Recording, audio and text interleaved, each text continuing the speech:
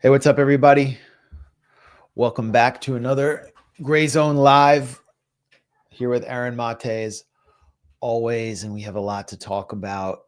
We have, it feels like much more than a week's worth of content, and our focus is somewhat limited, but we really need to distract you all from the Epstein files by discussing Russiagate to begin with. We can't talk about the real scandal and possible collusion scandal. We have to talk about the collusion hoax. That's partly because I'm here with the man who helped demolish it, one of the few journalists, like actual journalists, who actually demolished the Russiagate hoax from outside the world of Trump MAGA.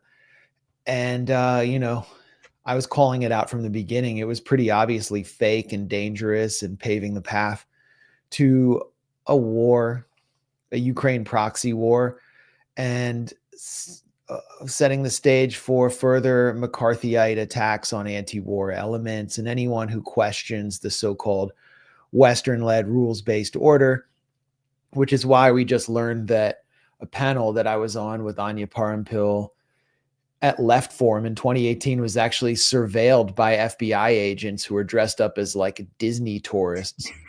So I feel like it's worth talking about it to get started, but we're also going to cover the latest in the Epstein scandal, the Gaza Hunger Games, the imposition of famine on Gaza by the sadistic Israeli state and its US and EU backers. We'll cover the growing backlash against this policy, including from some unexpected elements. We might have time to talk about Emmanuel Macron declaring a Palestinian state, and suddenly a Palestinian state has been born.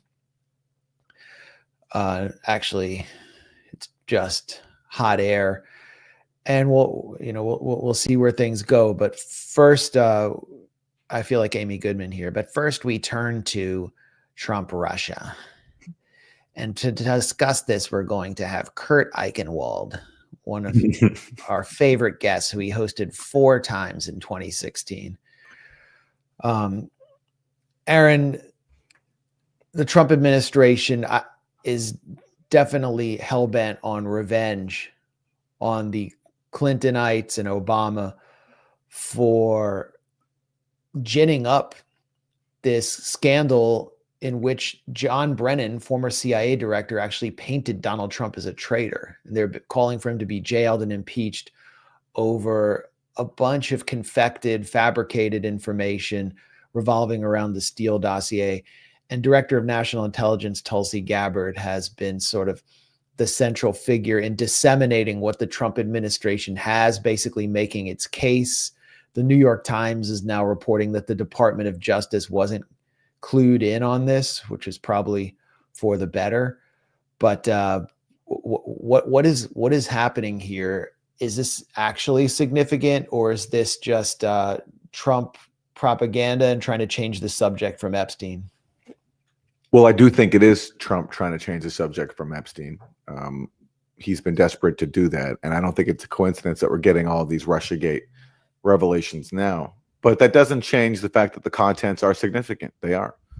They underscore what we've been saying all along, what was obvious to anyone willing to follow the facts, which is that this was a scam. This was a massive fraud perpetrated on the public, and it had disastrous consequences, some of which you outlined. And the most significant one, I think, concerns the core allegation at the heart of all of this, which is that Russia stole Democratic Party emails and gave them to WikiLeaks. Now, the first thing to say about that is, even if the allegation was 100% true, even if Russia did do that, it wouldn't matter. It would in any way justify all this insane mania we got during the first Trump term, which is still carried over, about Russia trying to destroy U.S. democracy and brainwashing millions of Americans through leaks and bots and trolls. I mean, that was a fear-mongering campaign out of the Iraq WMD playbook.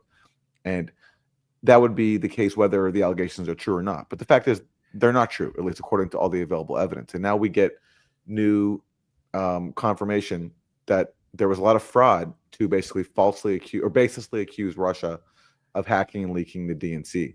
The first thing we got that I think is significant is this admission. This is from September 12th, 2016. So, weeks before the election.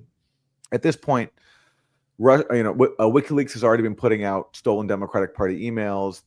Democrats are accusing Russia of being behind it. There are leaks to the media saying that, but the FBI has not publicly endorsed that allegation yet. And now we get what has been buried from the public for nearly 9 years, which is that on September 12th, 2016, the intelligence community put together an assessment saying this, that the FBI and the NSA have low confidence in the attribution of the hack and leak to Russia. And that's because, again, as we pointed out from the start, they didn't have the technical evidence. And the public was never shown it because there wasn't any. So that was a buried admission that we only get now nearly 9 years later. And it underscores everything that we said all along, which is that the U.S. intelligence community said something that said that Russia hacked and linked the emails, said Russia did this interference operation, but never gave us any evidence. And now we get this private admission that the FBI and the NSA agreed. So that gets buried. October 7th, 2016, the Obama administration rushes out a statement that does say Russia was behind the hack and leak of the emails. But funnily enough, the FBI and the NSA are not on that document. That comes from the James Clapper's office, the Director of National Intelligence, and the Department of Homeland Security, which is run by Jay Johnson, a total Obama hack, basically. So then the election happens. On December 7th, there's another memo, which contains two significant claims in it. Again, this is newly declassified by Tulsi Gabbard. By that point, the overall intelligence community, most of them, only have, quote, moderate confidence that Russia was behind the hack and leak. And even there, that's qualified. They say moderate confidence that Russia was probably responsible for at least some of the hacking and leaking. So again, another tepid conclusion, not high confidence at all. That also was suppressed. Then the Obama administration meets 2 days later after this, and they decide, you know what, forget what our own intelligence agencies say. We're going to keep that from the public. We are going to publicly release and attribute to Russian intelligence services anyway. So even though the two premier U.S. intelligence agencies investigating this, NSA and FBI, have low confidence in the Russia hacking leaking allegation, we're going to forget all that, and we're going to publicly say something different. And by the way, at this meeting, which was Obama and all of his top principals, John Brennan, Susan Rice, James Clapper, who's missing from that meeting? The heads of the FBI and the NSA, which happened to be the dissenting agencies on this core Russian hacking allegation. And then you get, finally, the intelligence community report that gets put out in early January, which accused Russia of waging this massive interference operation to install Trump. That gets released. The entire media basically gets their marching orders, and that became the story of Trump's first term. And Russia was accused of a sweeping interference operation after having suppressed the low confidence of the NSA and the FBI. And now we get for another new report. This just came out. The House Intelligence Committee in 2018 went through all the intelligence for all of this. And one of the things that they found out was that, like what happened between September and January to change the intelligence community's conclusions? Nothing.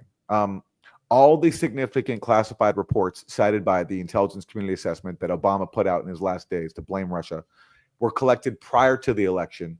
And the only thing that came in that was new was paltry.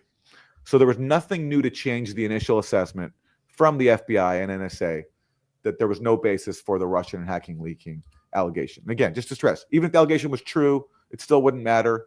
Who cares if Russia steals some emails? We impose sanctions on countries. We invade countries.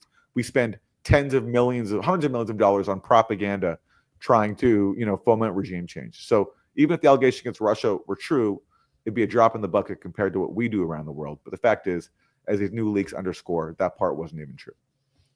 Yeah, I always said, if Russia had, through some phishing operation, stolen those emails, well, that would have been retaliation for hundreds of things the United States had done to Russia, and part of this kind of gray zone war that was taking place. Hillary Clinton openly stated that she aimed to impose a no-fly zone in Syria, which would have led to war with Russia, effectively, because Russia had already intervened to stop the jihadist onslaught in Russia. So it kind of made sense politically. But what we've learned from these documents is that even if Russian intelligence had stolen these emails, it had not chosen to weaponize them directly against Hillary Clinton in favor of Donald Trump. And my understanding was that in Moscow, there was not a consensus in favor of Trump because he was seen as unpredictable, whereas Hillary Clinton was kind of continuing the Washington consensus, which is something that Russia was prepared for and had contingency for. That's exactly right. In the new HIPSI report, new House Intelligence report, they go through all the underlying intelligence about Trump's intentions, because John Brennan put in this thing that Putin wanted to install Trump, and the basis for that is nothing. It's hearsay from a low-level Kremlin mole who John Brennan pretended had access to Putin's inner thoughts, when all this mole had was like secondhand hearsay. Okay, but they also go through other intelligence about what Putin really thought, and what they say is Putin didn't care who won the election because he knew that no matter what happened, it would be impossible to improve relations with the U.S. because of the entrenched bipartisan hostility to Russia and their commitment to waging a new Cold War. That's what Putin actually thought. That's what the House Intelligence Committee writes down. And then Putin was actually worried that if the Republicans won, it'd be even more difficult because they're even more committed, in his view, to militarism. So this idea that Putin wanted Trump, and I mean, I'm sure he was hopeful that maybe Trump would be different than Hillary Clinton, because Trump, at least on the campaign trail, was talking about getting along with Russia. But in terms of what Putin actually thought, according to this House Intelligence report, to him it didn't really matter, because no matter what, there was an entrenched bureaucracy in Washington that wanted permanent conflict. So the whole Beltway media was in on this gigantic hoax. How are they covering it now? I mean, it doesn't seem to be in the New York Times or Washington Post, from what I can see. The New York Times is focusing on some mistakes that Tulsi Gabbard made, and Tulsi Gabbard, put out made a lot of claims, accused Obama of treason. She used some very explosive rhetoric, and Tulsi Gabbard did make an error. She conflated basically U.S. intelligence beliefs about vote hacking and about email hacking, and she conflated those two things. But it doesn't really matter, because the documents show that there was no evidence for anything, and that was buried, and a different picture was presented to the public. So on the core issue here of whether or not there was fraud, people were lied to, and whether this was done to frame Trump as a Russian asset, she's 100% right about that. And the media, of course, which went along with all of this, I mean, for people who don't remember this time, this was nonstop. It was nonstop mania. It was insane. And everybody, or almost everybody, got into it. And, Max and I were lonely voices saying that there's no evidence to support all of this, and this is all nuts. But you couldn't do that at the time, because that was the narrative that was decided on. So, and watch how CNN covers live Tulsi Gabbard releasing a new batch of documents. This is hardly information that we should even be repeating. Some years after the fact, 8 years more than that after the fact, but also just to look at the source. But look, this is what this White House wants to talk about, and I'm not sure that we should spend that much more time on it, frankly. So this was all they could talk about during Trump's first term. It was Russia. It was nonstop. I remember there was a CNN anchor caught on a hot mic who said, "I can't take it anymore. I can't take any of this Russia stuff anymore. Can we cover anything else?" Yeah, the one time Van Jones has been honest was when he was caught on like a hidden camera. Yeah, James O'Keefe caught him. Yeah, this is all bullshit. But they had to go. He said, "It's a nothing burger." Look, let's take a trip down memory lane, and look, for people who think this is old news, the consequences are still being felt. First of all, there's a war in Ukraine going on, in large part, not entirely because of Russiagate certainly fueled that war. We can go to the history people want, and also look, this also was a use to distract from the actual foreign interference, which was Israeli, which both parties are a part of, including Trump. The Trump transition team colluded with Israel to undermine a vote against illegal Israeli settlements at the UN before Trump even took office. That was actually a major foreign collusion scandal, but nobody cared, including the media, because everybody's on board with doing Israel's bidding.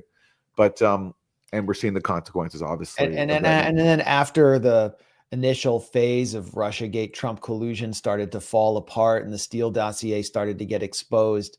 Then Mueller started looking into Trump's ties to Russian oligarchs. And this was the funniest part, because it was characters like Len Blavatnik, who was also like, he had like funded the Democrats. He had funded the Never Trumpers. Victor Pinchuk, this guy had funded the Clintons. Yuri Milner. And what they all had in common was they were Jewish Russian oligarchs with ties to Israel. And most of them, I think most of them that Mueller was looking into, Felix Sater, had citizenship in Israel. Basically one of the things they were committed to was advancing Israeli interests, or the interests of the Russian Jewish community in Israel. And then there was George Nader. Remember him? I remember that name. Yeah. And he was the pedophile who was setting up some meetings with Russian oligarchs, and his name got out there. He's from the United Arab Emirates. He became a central figure in Russiagate, connected to Trump. He was probably a Mossad asset or a Mossad agent, and George Nader's main objective was connecting the Gulf states with Israel and setting up the early stages of what became the Abraham Accords. And he's widely regarded as Mossad, at least Mossad adjacent. So Russiagate in many ways was just Israelgate, and we're still living through Israelgate, the real collusion scandal, which overlaps with Epstein Gate. I don't know why it hasn't become a gate. Maybe they're sick of the gates. Which is why Trump's so afraid of it. He wasn't really afraid of Russiagate. I mean, he was of course not hit on it. As we would say at the time, it was a big gift to him. What bigger gift could there be to Trump than to channel his resistance into a really dumb conspiracy theory? It was such a gift to him. And to also militarists inside his White House. There's a recent article in the New York Times saying that, people in the CIA and the Pentagon who were like covertly fueling the then, low-grade proxy war in Ukraine and the Donbass, they were thrilled that the public thought that Trump was doing Russia's bidding, because that gave them the cover to actually give more weapons to Ukraine and fuel the proxy war there. So this was a big gift to neocons who took advantage of it. John Bolton called Russiagate a not to be missed opportunity, because this mean we had liberal buy-in to really taking on Russia. And for him, that meant, doing things like not only arming Ukraine, but tearing up the INF treaty, which he did as Trump's national security advisor. And people like Adam Schiff and Rachel Maddow were too busy hyperventilating about Russian troll farms to care about Trump tearing up a really important arms control treaty with Russia, and therefore making the world much more dangerous. How much time was wasted by MSNBC and many people on the alternative media fantasizing about Russian oligarchs controlling Trump, when he was actually controlled by U.S. oligarchs, including the Adelsons, who gave him tens of millions of dollars to do the bidding of Israel. No one ever paid any attention to that. Instead, corporate media was flooded with, foreign interference, fear-mongering like this. Russia hacking the election to elect Trump is the end of our democracy. Votes were affected. Russia hacked the election to tilt it to Mr. Trump. The Russians definitively hacked the election. Russia did hack the election. No doubt. Hack the election. The election. Yes, Russia hacked the election. Fact, Russia hacked the election. President-elect Donald Trump still not sounding convinced that Russia hacked the election. The president does not want to come to terms with the fact that the Russians hacked the election. President Trump says he still wonders if the Russians hacked the election. If you can get him to accept that Russia hacked the election, see if you can get him to accept who won the Civil War. If he admits it, it casts a shadow on his victory over Hillary Clinton. Russia hacked the election. So this goes on and on and on and on and on. This was just, like rinse and repeat. This was the script for the first years of Trump's presidency. And again, I just have to point this out. Everybody bought into it, with the exception of a small fringe on the left and some people on the MAGA right. And we talk always, like alternative media wants to hold media accountable for their lies. Well, this was a really damaging one, and there's been no accountability for it. So that's why it's important that these disclosures are coming out, because they show us, for those who care about facts, there was massive fraud, and it was very consequential. It was consequential. It changed it consolidated the Democratic Party as the party of the neocons, the party of war, the party of the status quo that trusts the so-called intelligence community. The CIA and FBI became their heroes. It set the stage for Liz Cheney becoming a major proxy for the Harris campaign. I mean, it brought in all of the coastal elite elements into the Democratic Party and gave them control over the narrative. And it's, all the elements of the Democratic Party of the past that, I mean, it was a more diverse party in the past, but you had, union elements focused on class, or you had, anti-establishment, anti-war elements left over from the 60s and early 70s. Those were all destroyed. And the CIA and the state within a state whose budget we're not even allowed to know basically took over the media, worked directly hand in hand with the media to stage a kind of coup. And it's actually remarkable that this coup failed. And John Brennan was the man directing it all. John Brennan, when he was at the CIA, was seeking war with Russia and using Syria as a channel to start war with Russia. And I'm fairly certain that substantial sectors of the so-called radical left in the US had been subsumed as well by some kind of COINTELPRO operation, although many of them didn't even need the FBI to give them instructions. They were so prepared by years of humanitarian interventionist propaganda to support all of this. But I mean, John Brennan actually went out to Congress and just straight up lied, the former CIA director. James Clapper, he constantly perjured himself over surveilling the American population. So as Stephen Cohen argued, this was intelligence gate. That's right. And that's what I think we need to focus on. Those of us who focus on the malign role of the national security state in American life is we can't let this go, even though Trump is using this as a deflection from the Epstein files. The CIA plays an extremely malign role in the US. It is not actually, and former CIA figures, Michael Hayden, John Brennan, James Clapper, they're waging war on our minds and on our society after they supposedly leave the agency, and they work hand in glove with the media. So that's one of the big takeaways. Here's John Brennan perjuring himself. Did the CIA rely on it? No. Talking about the Steele dossier. Because we didn't. It wasn't part of the corpus of intelligence information that we had. It was not in any way used as a basis for the intelligence community assessment that was done. It was not. That's just a straight up lie, as the new documents confirm. Brennan pushed to have the Steele dossier included in the intelligence community assessment of January 2017. And when his own analyst pushed back, he said, well, it just rings true, doesn't it? That literally was his response. Yeah. And so it was referenced in the body of the ICA. It was also, there was also a 2-page summary in the, so I don't know what he was thinking there, lying to Congress. He maybe felt he had so much impunity being a former director of the CIA, he can do anything he wants, but that's a lie. And if they want him, they can, I mean, they have him there on a perjury charge. Yeah. If they want well, him. That's what should happen. Yeah. And I think, beyond all of the partisan hysteria, we need to see a former CIA director go down for lying to the American public and to Congress and leading us on a path to war with a phony document whose creation was initially funded by the neocon Never Trumpers around the Free Beacon, then passed on to the Clinton campaign through Perkins Coie, and then funded for a time by the FBI, which intended to, I mean, the FBI actually funded the continuation of the Steele dossier, and wasn't Bruce Orr, some FBI agent, somehow involved? Yeah, so Bruce Orr's wife worked for Fusion GPS. Yeah. Which was the firm behind the Steele dossier. And so Bruce Orr and his wife were basically conduits between Steele and the FBI. And yeah, they paid Steele a lot of money. They relied on him for surveillance warrants. The FBI says that the Steele dossier had nothing to do with them launching the investigation into Trump and Russia.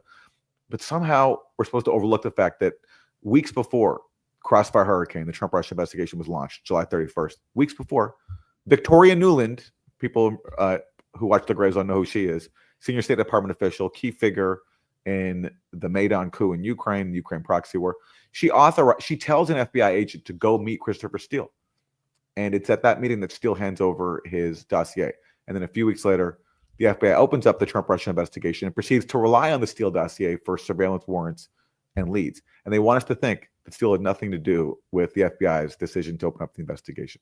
And to issue FISA warrants on figures like Carter Page spying on Americans. I mean, we don't know. There's so much more to know here, but it's a very clear, stark illustration of the corruption and malign role that the FBI and the so-called intelligence community play in just shaping an entire political narrative for years and shaping media coverage and hacking the brains of America and turning the Democratic Party into the neocon party, or returning it to that phase. And I mean, look at who they're running for governor here in Virginia, who's probably going to win, a former CIA agent, Abigail Spanberger. You have all of these, Alyssa Slotkin in Michigan. You just have all of these CIA Democrats running around, and they're basically, I mean, all of them are AIPAC stooges, but they're also getting these seats bought for them by their former agency buddies who control influential companies, control high-tech industries. I mean, it's a continuation. This is just one aspect of a larger coup in American life. And it's not as though Trump is actually going to put the brakes on CIA undercover activity, covert activity, or he's going to do any real intelligence reform. I mean, that's the thing. It's like when Tulsi Gabbard announces this and the way she goes about it, it's not a call for intelligence reform. It's not a call for a new church committee. It's just a call for weaponizing one phony scandal in order to get revenge on others and to tune out a real major scandal that engulfs both parties, Jeffrey Epstein. One of the saddest characters to me in all this is Bernie Sanders. Bernie Sanders. He's always one of the saddest characters in all of everything. Bernie Sanders after 2016 could have said, okay, Hillary Clinton lost to a reality TV show host pretending to be a working class champion. Okay, I'm an actual working class champion. It's my it's a turn of my wing to seize the party, to turn away from militarism, from neoliberalism, and to actually give people a genuine populist alternative. Instead, he went along, instead Hillary Clinton used Russiagate, and the neoliberals used Russiagate to deflect blame from themselves, to maintain control of the party, and to actually cement its turn to neocons and warmongering. And Bernie Sanders went along with it. This is Bernie Sanders in 2017, introducing a resolution to fight Russian interference. That the electoral interference, quote, could be other people also, end quote, and not just Russia. And then in an interview last night, Trump changed his answer yet again and acknowledged in the meekest way possible that, yes, Russia meddled in our election, and as the leader of Russia, Vladimir Putin is responsible.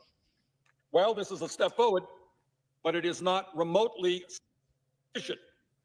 And who knows what tweet the president will release tomorrow. He seems to come up with a new response every few hours. Mr. President, today we face an unprecedented situation of a president who, for whatever reason, refuses to acknowledge the full scope of the threat to American democracy.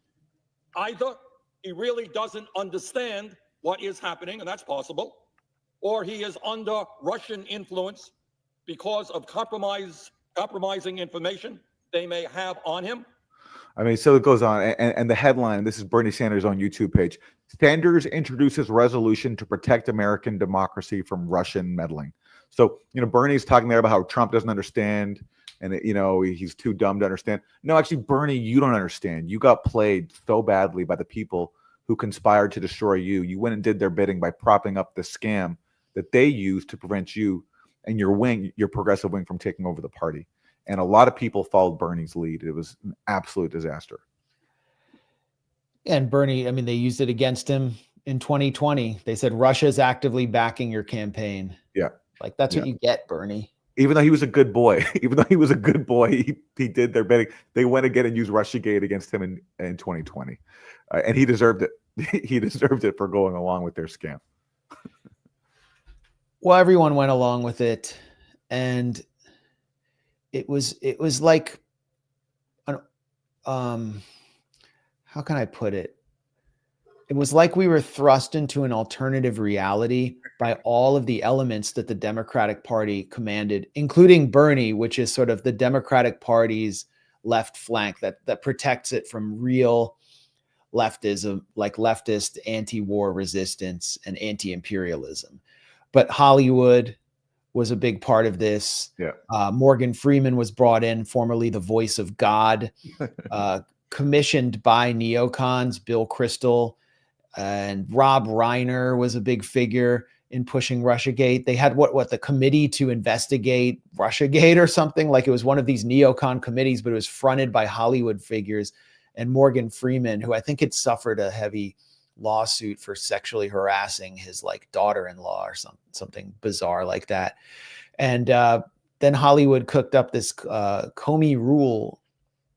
Do you remember that? Comey, yeah. Like they basically made James Comey, who is one of the biggest frauds in all of this, into a hero and made a Hollywood-style production about him based around the Steele dossier. The Steele dossier was a script for like a Hollywood-style blockbuster film, and almost every scene in this film was a fabrication, a complete lie.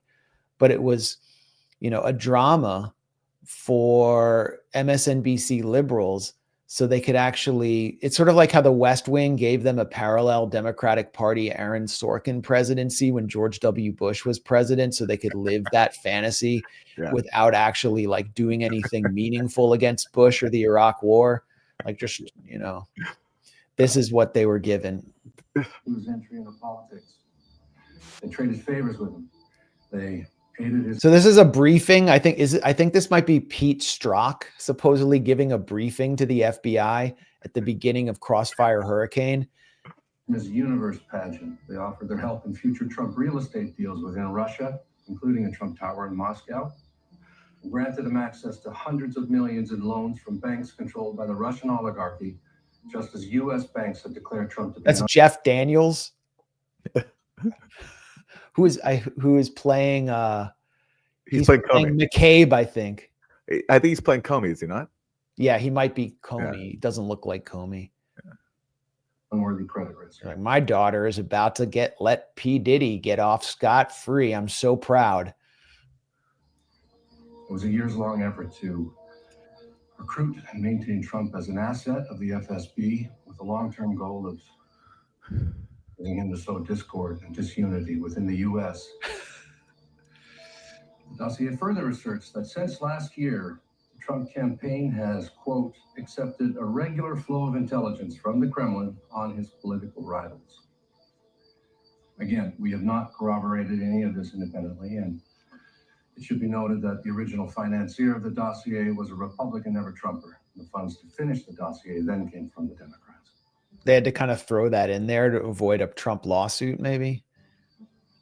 Go on.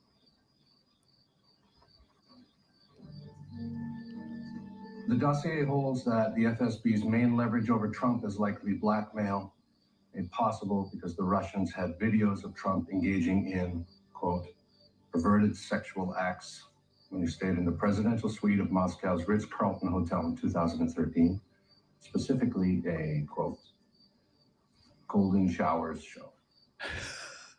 So those two actors are going to urinate on Donald Trump's yellow hair. And, they're actually dramatizing as far as they can the phony P tape. I'm sorry. What does that mean? It means they defiled a bed that Barack and Michelle Obama slept in during a state visit by urinating on it. Sir. I see. Again, the Bureau has not yet been able to independently corroborate the claim or any of the conclusions here, but given what we now know of Trump's complicated financial ties to Russian banks, his loans from known oligarchs. Which also turned out to be fake, right? No, there was everything was fake. The only known tie basically was that Trump at one point signed a letter of intent to build the Trump Tower in Moscow, but it got nowhere because he couldn't get financing and he didn't even know who to call in the Kremlin. That's pretty much the extent of it. And like one of Trump's sons said that, yeah, we have a lot of Russians buying our properties. Okay, great. But again, it sounds so silly now, but this was all they could talk about on corporate TV. And again, you turn into alternative media too. My old home, Democracy Now. Everybody fell for it. This was right here the prevailing consensus. Like Michelle Goldberg of the New York Times, kind of progressive columnist. I remember her saying, she wrote an article saying that we need to have a national conversation about whether the P tape is real. Okay. Yeah, I remember that. Yeah. And Jonathan Chait of New York Magazine, I think now he's at the Atlantic. He said, I'm a P-lever. But he meant that. Like he was pushing the idea that Trump had been compromised, had been in Russian intelligence assets since 1987. So this was like a zombie movie where everybody got bit with the disease. Those of us who didn't, and I know it's, that's the Grayzone audience too. So you all can relate. This was like living in a zombie movie. His ongoing attempt to get that tower built in Moscow, the dossier does provide a plausible, if alarming, working theory. Russia has compromised Trump.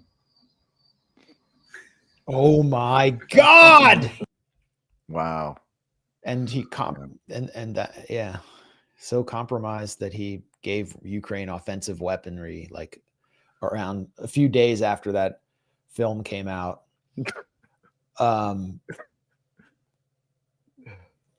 But okay, so Tulsi Gabbard in her release declared, correct me if I'm wrong, that Russia's SVR had compromising info on Hillary, including that she has deep vein thrombosis and severe health problems and psycho-emotional problems, and was on heavy amounts of tranquilizers. And all of this sort of would explain, but then Donald Trump was warning that Hillary Clinton had health problems and couldn't be president. And then Hillary Clinton, 2 days after Donald Trump issues those warnings on 9/11 at Ground Zero, she collapses and has to be dragged into a van, which is when I went on Twitter and predicted that Hillary Clinton would lose, that she was not qualified to be a candidate. Because everything Trump was saying about her was coming true. She was fitting all of his critiques and she was completely out of step. And so basically what Tulsi was saying was that the SVR had this info on Hillary, but they were planning to use it only once she became president to damage her once she initiated some kind of escalated Cold War or even hot war with Russia.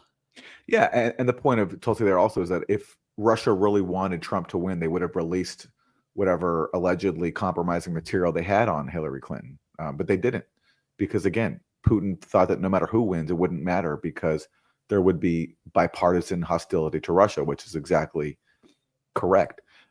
And the only source, again, just to underscore this, for the claim that Putin favored Trump, it was like a mid-level Kremlin official who said he heard something from somebody else.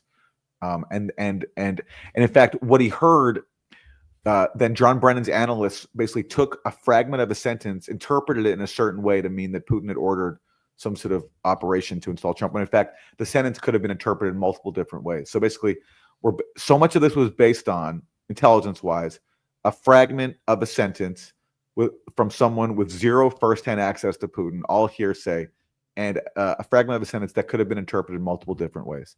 That was the basis for the so-called holy intelligence that we weren't allowed to question, or else we'd be called Russian propagandists. But have we seen the documents or basis for Tulsi saying that Hillary had psycho-emotional problems? Well, simply so that comes from an assessment. That's a U.S. assessment about what the SVR has. Correct. Yeah, that's the House. It's an amazing kind of loop of. That's the House Intelligence Committee summarizing what U.S. intelligence picked up that Russia had. Russia also had intelligence that Hillary Clinton was plotting to frame Trump as a Russian agent and to gin up a false scandal about Russian interference. The U.S. got that intelligence before they opened up the Trump-Russia investigation. John Brennan even told Barack Obama about it. This is like July 26th. And instead of raising concern about that, they let the FBI investigation go ahead. And in fact, and then John Brennan even sent a referral to the FBI saying, listen, just so you know, Russia is aware that Hillary Clinton has a plot to frame Trump as a Russian agent. And the FBI basically buried that warning. And James Comey later said that he doesn't remember ever receiving it, which is just laughable. But allies of John Brennan have said that, yeah, I mean, the reason why Brennan was concerned about it was not because Hillary was framing Trump and Russia, but because they were concerned that Russia was spying on Hillary Clinton. So, I mean, it's just unbelievable what happened, how much fraud, how much negligence, how much malfeasance went into all this. And Hillary Clinton called Tulsi Gabbard, when she was a Democratic candidate, a Russian plant or a Russian 100%. agent herself. So Hillary threw the first punch. 100%. And that's why, again, people critical of Tulsi Gabbard, listen, she is being a Trump loyalist now. And I do think you can't separate the timing of these disclosures from the Epstein controversy, which Trump is trying to distract from. But at the same time, look, exactly right. Tulsi Gabbard was treated terribly by Democrats. They called her a Russian agent for years. They insulted her. They demeaned her. So yeah, she's taking revenge as well. And the revenge happens to be with the release of factual information. And that's just, no matter what you think about Trump's motives here, Tulsi Gabbard's motives, what they're releasing is very embarrassing to the Russiagate narrative. And it would not be unprecedented for a foreign intelligence agency to have compromising info on a Clinton. Remember in 1997, this is reported, Benjamin Netanyahu, through Israeli intelligence, blackmailed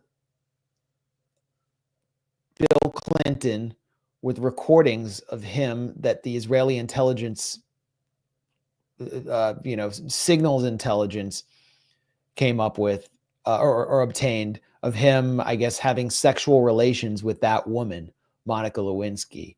This is according to a book by a writer who's not very friendly to the Clintons, Clinton Incorporated, by Daniel Halper. But this is from on-the-record interviews with former officials and documents called the Monica Files.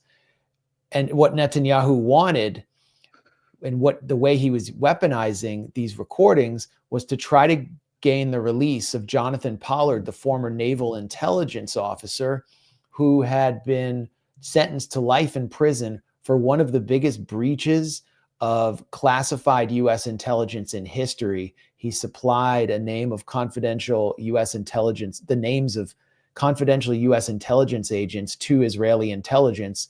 He was an American citizen, Jewish American, who said he did it out of his loyalty and patriotism for Israel.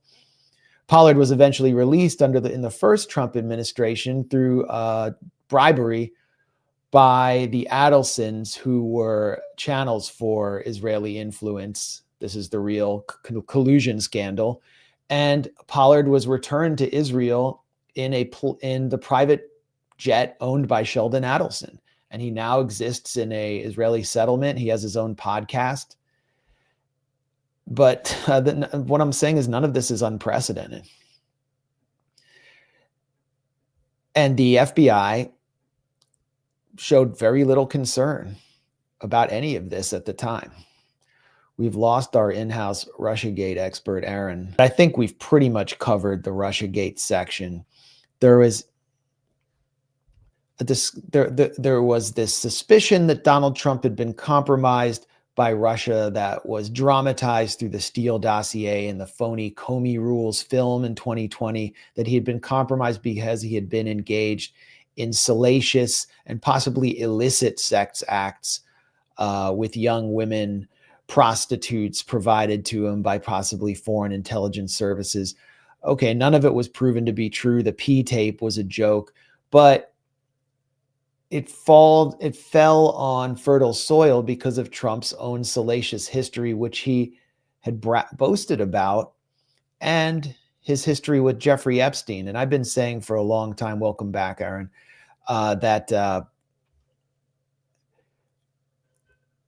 Democrats could have demoralized Trump's base if they had gone after Epstein. But of course they couldn't because of Bill Clinton's close association with Epstein and so many other figures in and around the Democratic Party, as well as Epstein's own association with Israel and with pro-Israel billionaires who are important to financing U.S. elections on both sides, like his main man, Les Wexner.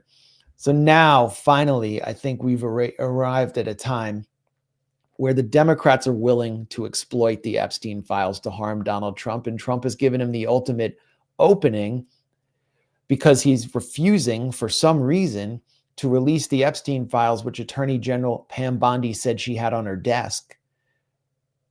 And he is now he continues to escalate every time he's asked about it or to deflect. And he is dispatching his own influencers, including his close special friend, Laura Loomer, to even promote his deflections and denials. This was Donald Trump, I think just yesterday, outside the White House. And here's Laura Loomer promoting it. Asked about Jeffrey Epstein, President Trump said this, you ought to be talking about Clinton.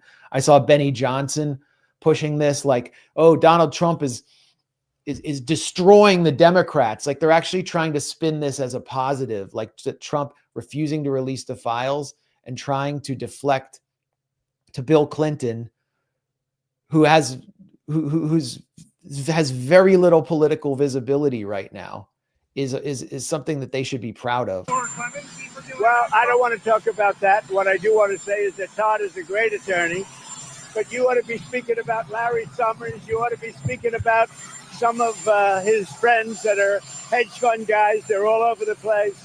You ought to be speaking about Bill Clinton, who went to the island 28 times. I never went to the island. You maintain you did not write He never went to the island. I don't even know what they're talking about. Now, somebody could have written a letter and used my name, but that's happened a lot. All you have to do is take a look at the dossier, the fake dossier. Everything's fake with that administration. Everything's fake with the Democrats. Take a look at what they just found about the dossier. Everything is fake. They're a bunch of sick people. Where did you see the people laying outside? Right across. So he's trading off of the fakeness of the Russiagate hoax in order to prevent an exodus within his own base by trying to convince them that somehow the authors of the Epstein files were Obama and Clinton, and that only the Clintons were associated, or Larry Summers, who was Clinton's Treasury Secretary, who, he exudes sleaze for sure. Only they were associated with Jeffrey Epstein. And so he continues to do this instead of just giving everyone what they want. And now the Beltway Press Corps is in on it. I mean, the Beltway Press Corps finds this enticing. And it's not working. It's not working in any way.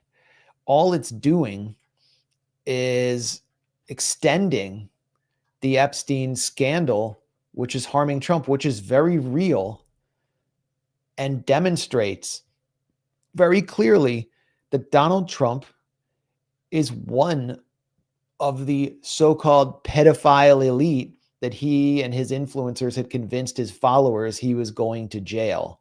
I'm not saying he was a pedophile. I don't know.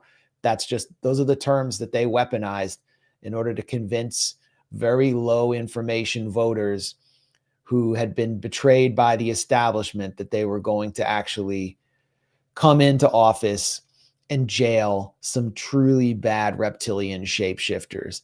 And it's drawn attention to Donald Trump's long trail of boasting about having sex with young girls and being basically a sexual predator. All of this was out there. I don't even remember the Democrats had this big drop of at the end of the 2016 campaign of Hillary Clinton Hillary Clinton campaign had this major drop of Donald Trump saying he would grab women by their genitals, and this was leaked tape. Well, there's public tape of him, like with Howard Stern, basically doing the same thing. What is the best thing about being Donald Trump right now? Well, other than the fact I'm married, okay, Right. and I'm very happily married. I have a great wife. But if I weren't married, I'd be able to get all of the girls I want, except for possibly Robin. Do you think you could now be banging 24-year-olds? Oh, absolutely. I have no trouble. Would you do it? I have no problem. Yeah. Do you have an age limit, or would you? No, I have no age. I mean, I have an age. I don't want to be The like upper bracket, Congressman Foley with 12-year-olds. Can I make a prediction for you? Yes. I say you have one more marriage. So his low bar is he doesn't go below. He said 12-year-olds. Than you. Well, that's nice. I'm sure Melania will love to hear that. What is the best? He said he has another marriage in him. I don't know about that. I mean, him and Melania live separately. He spends much more time with Laura Loomer. But it's not, I don't know if there's a marriage in him.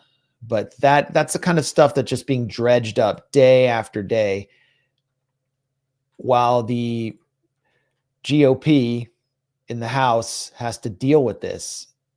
And what are they doing? Mike Johnson, House Majority Leader, says, House Republicans have been crystal clear. There must be maximum transparency in the Epstein matter. This is how and why. And then he releases a 4.5-minute press conference. Where did that lead to? After Thomas Massie, who's one of Donald Trump's top targets in the Republican Party, because he actually has principles, joined up with the Democrats for O'Connor to issue a resolution calling on the release of the Epstein files. U.S. House calls early summer recess to block voting on release of Epstein files. So here's your maximum transparency from Mike Johnson, obviously acting on orders from Donald Trump. What is Donald Trump hiding? What is there to hide? Why is why can't he give his base anything to just get them to shut up about this? Here's Thomas Massie. This is hilarious. And I don't know how Trump is going to destroy him, but I think it's going to fester over all this recess. I also think it's sort of symbolic of why the American people gave Trump the White House and gave us majorities in the House and the Senate, is because they believed for so many years their votes didn't matter, that there was a group of people that were untouchable because of their power or influence or money, and that the DOJ couldn't get to them, that no matter who they elected, nothing ever changed, and that Trump would come up here and disrupt that. So the Epstein thing is symbolic, and it encapsulates why people were so excited to vote for Trump. And so it's not going to go away over August. I think it'll get stronger, and we needed 7 legislative days for my bill to ripen. We only got. I don't know if Massie watches the Grayzone or if we're just on the same wavelength, but that's what I've been saying for day after days. Epstein is symbolic of something much bigger. I just said it. What the Trump base wanted was him to demonstrate that he wasn't part of this bipartisan hovercraft Davos elite of reptilian shapeshifter 0.1 percenters who feast on the adrenochrome of young children, according to all of the various conspiracies that drove the sense that Trump was going to take down the so-called pedophile elite, that he was seen as outside, a rogue billionaire who would take down that class of people. And of course he was one of them, and Epstein perfectly illustrates it. And so now that image of Trump is broken and his mystique has been broken. No one's going to take them on from within Washington. They control Washington. They control the presidency, and they control it also through the Israel lobby and through Trump's key backers like the Adelsons. And Jeffrey Epstein was deep in that world. He managed money for Les Wexner. Les Wexner was one of the founding members of the mega group of 50 Zionist billionaires who gathered in 1998 to basically, including Steven Spielberg, Ron Lauder, who is one of the most important Zionist billionaires Netanyahu works with in the U.S. I think Charles Kushner was involved. It goes on and on. to basically reassert Israel's control over not just U.S. government, but Jewish life, as many Jewish Americans were becoming less and less interested in Israel. And they were at a dangerous impasse because of the Oslo Accords. They were concerned that Israel might actually turn toward peace. Netanyahu had come back in, and they needed to shatter obviously, it was an absurd deal, but they needed to shatter that. They needed a more embattled Israel. They needed to mobilize Jewish Americans. They wanted to reinvigorate the narrative of the Holocaust in American life. But most importantly, they were all working they were networking together, and Jeffrey Epstein was part of that crowd. So it's another threat that I think Jeffrey Epstein presents to Trump world, and it's why they're shutting it down. But at the base, it's because Donald Trump is severely compromised by this relationship. And now it's over. As Thomas Massey said, it's not going away. And I'm not going to let it go away. I mean, there's so many other things we could be talking about, but I'm not going to stop talking about it. In the same way that Russiagate channeled, genuine anti-Trump sentiment into like a dumb neocon conspiracy theory, Trump influencers have used the Epstein thing to distract from the fact that Trump ultimately serves the elite as well. Like this is what they were promised when it comes to accountability against the elite. And of course, because Trump's part of that elite, because he was friendly with Jeffrey Epstein. And obviously, it's not implausible that someone who's admitted to being a sexual predator, as Trump has some compromising stuff in the files of other sexual predator, Jeffrey Epstein. And so they feel betrayed. But personally, I mean, while I get the betrayal, because people are channeled into stories and scandals that don't fundamentally challenge the real power in the country. I mean, I wish there was rage about Trump cutting Medicaid and cutting food stamps and pushing through another tax cut for the ultra wealthy. I mean, that's where I really wish the rage from his base was, because that's where they're really being betrayed, in him, cutting social services and serving the ultra elite with his tax policies. And so, that's communism, Aaron. Yeah, right. Well, so, but anyway,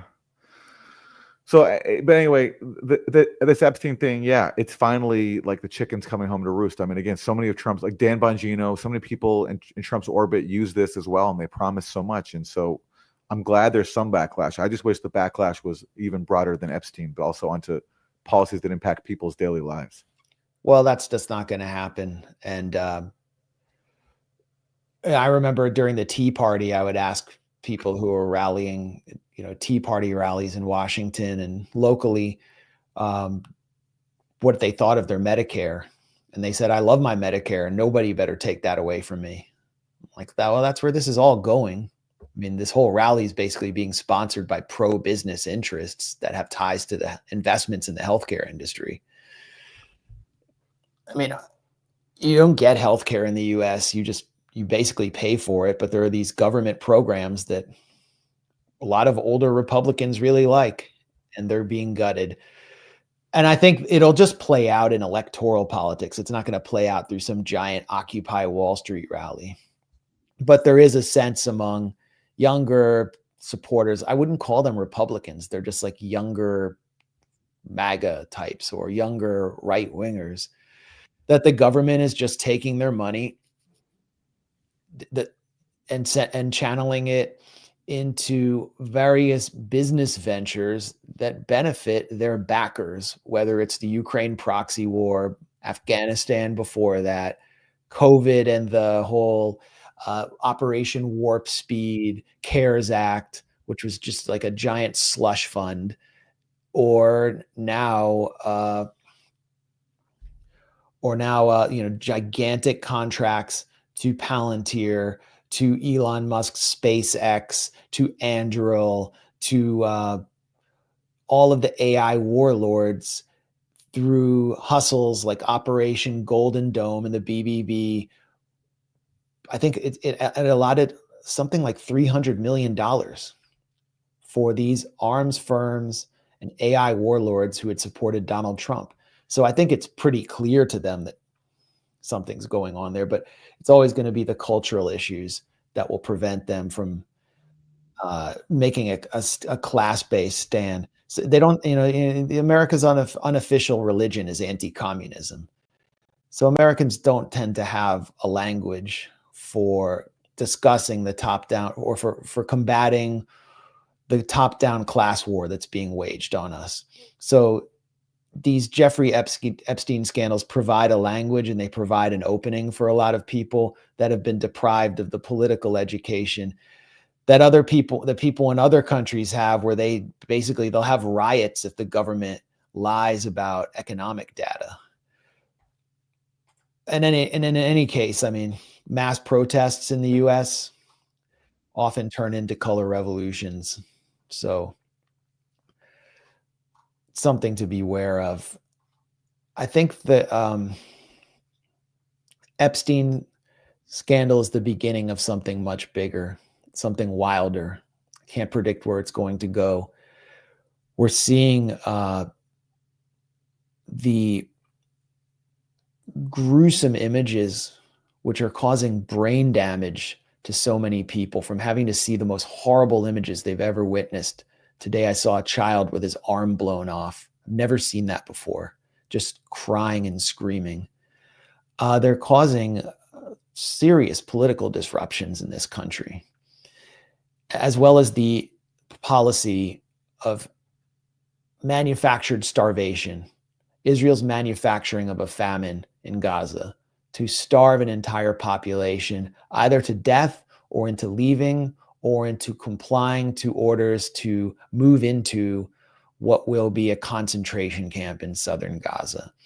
And I think this is causing outrage, not just in the traditional quarters of the American left that have organized for Palestine, but within Trump's base as well, among people who are under 45, who are on social media. And it's reaching parts of the Democratic Party that it hadn't before. Like, it's starting to become a kind of a humanitarian cause that people who had tuned out Palestine as kind of radical left noise are forced to pay attention to. So first, I think we need to understand what's actually happening in Gaza right now before we address the political backlash in Washington, where, prominent pro-Israel Democrats and even pro-Israel neocons are being forced to acknowledge some degree of genocide is taking place in Gaza. Here's a video of what it's like to get aid in Gaza for the 85% of the population that is now food insecure. This is one of the Gaza Humanitarian Foundation hubs. It's being filmed by people who are trying to get a box of the insufficient food that this criminal Israeli and US-backed Trump-tied enterprise is providing.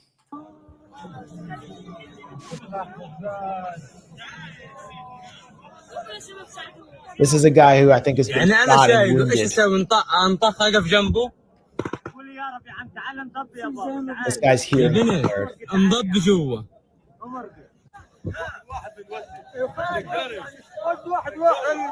This is the real life Hunger Games.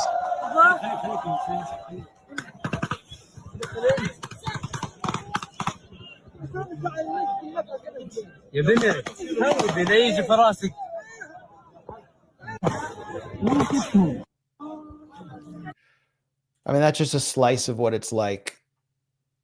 12 people were killed yesterday at a Gaza Humanitarian Foundation hub. Over 1,000 have been killed trying to get aid. You can hear the gunfire from Israeli tanks. Quadricopters are used to kill people. And a former Gaza Humanitarian Foundation guard has spoken out for the first time about what they saw while supposedly providing security at one of these concentration camp-like hubs. You're a veteran of the United States Army who has been deployed to combat 12 times, 4 different wars. I've never in my entire military career have I been a part of, allowed, or bystander to the use of force against unarmed innocent civilians, ever. And I'm not going to do it now.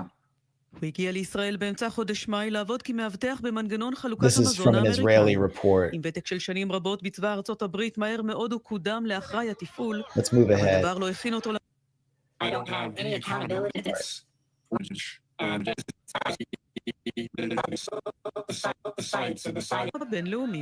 The Israeli Defense Force engineers built the sites and decided where they would be.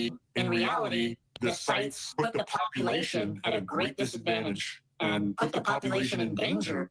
You keep saying that the location of the distribution site are in areas which are far from the Palestinian population, and that creates one of the key problems. Can you explain why? The sites were not set up in locations, nor were they set up in a way that was conducive to distributing or delivering humanitarian aid to a needy population. Thought of, oh yeah, the Palestinians can just come down here and get the aid. Well, 40-pound boxes, couldn't have vehicles, couldn't have cars, they're on foot, most of them don't have shoes, no water, going through active war zone areas as the Palestinians were finishing getting the aid that was on the site. The UG Solutions personnel began shooting in their direction, shooting at them, shooting at their feet, shooting into the berms to get them to leave. While you were in Gaza, you have... So before Israel began completely cutting off aid, the aid trucks into Gaza, after they resumed the slaughter in Gaza following the failed, unenforced U.S. Steve Witkoff ceasefire after Donald Trump came in, there were 400 sites maintained by the UN. I mean, and this was like throughout the war. Now there's one maintained by the Gaza Humanitarian Foundation. They had 3, and now there's 1. And Israel has divided Gaza into several sectors. They have the Netzarim corridor of death, so people from the north can't get down to the first site, the only site, which is east of Rafah, in the middle of some desert. And then people have to walk for kilometers and kilometers, 10 kilometers, 20 kilometers through an active war zone in order to get these boxes. And then they have to be able to carry the boxes back. And the boxes are just thrown out for them. There's no means of organizing people except by shooting at them. Untrained U.S. mercenaries who speak no Arabic are guarding these sites. And as we've shown with UG Solutions video at the Grayzone, then they call in the Israeli army for support, and then they start shooting everyone. The soldiers have said they even use quadricopters, dropping grenades and bombs on Palestinian civilians in order to enforce evacuation orders. So what would they do at these sites? They're killing hundreds of people. It is the most satanic use of humanitarian aid as cover for genocide. And that one Gaza Humanitarian Foundation site will be the basis for the concentration camp that Israeli Defense Minister Israel Katz has announced, where 500,000 people will be concentrated and they won't be allowed to leave unless they agree to leave Gaza entirely. Now, 115 international aid groups, basically any international aid group you can think of, has signed a statement describing food shortages in Gaza as mass starvation as the Israeli government siege starves the people of Gaza. I mean, this is just like mainstream, undeniable, Save the Children, Doctors Without Borders, Oxfam International, the whole NGO industrial complex. This is what happens when you break the entire UN system, besiege Gaza, and there are hundreds and hundreds of aid trucks lined up for miles waiting to get into Gaza, which are not allowed to get in because Israel will bomb them. And what are they saying now? Instead of letting those aid trucks in, they're going to allow some other countries to do airdrops. Yeah. It was a scheme that was already done, but it was a stunt that was already done before when Biden was in office. And that ended up killing people, with aid dropping on people and killing them. and of course, meager amounts even getting in through airdrops because it's the most impractical solution possible. And it's only a stunt to cover up the fact that they're blocking all the aid from coming in. That's right there, loaded up on trucks. And you're seeing now people who've been denying there was famine, denying starvation, now being forced to admit it because it's getting so absolutely sick. Well, we'll get to that. That it can't be denied anymore. And for many people, even if they do get food now, it'll be too late because they're at that stage of starvation where actually it's too late, where the damage is already done. Even if they survive, the people will be suffering with irreversible conditions because of the starvation that they've endured. And so in order to push back, it's really shocking. The Gaza Humanitarian Foundation, AIPAC, the Trump administration are now pushing this lie that it's the UN's fault.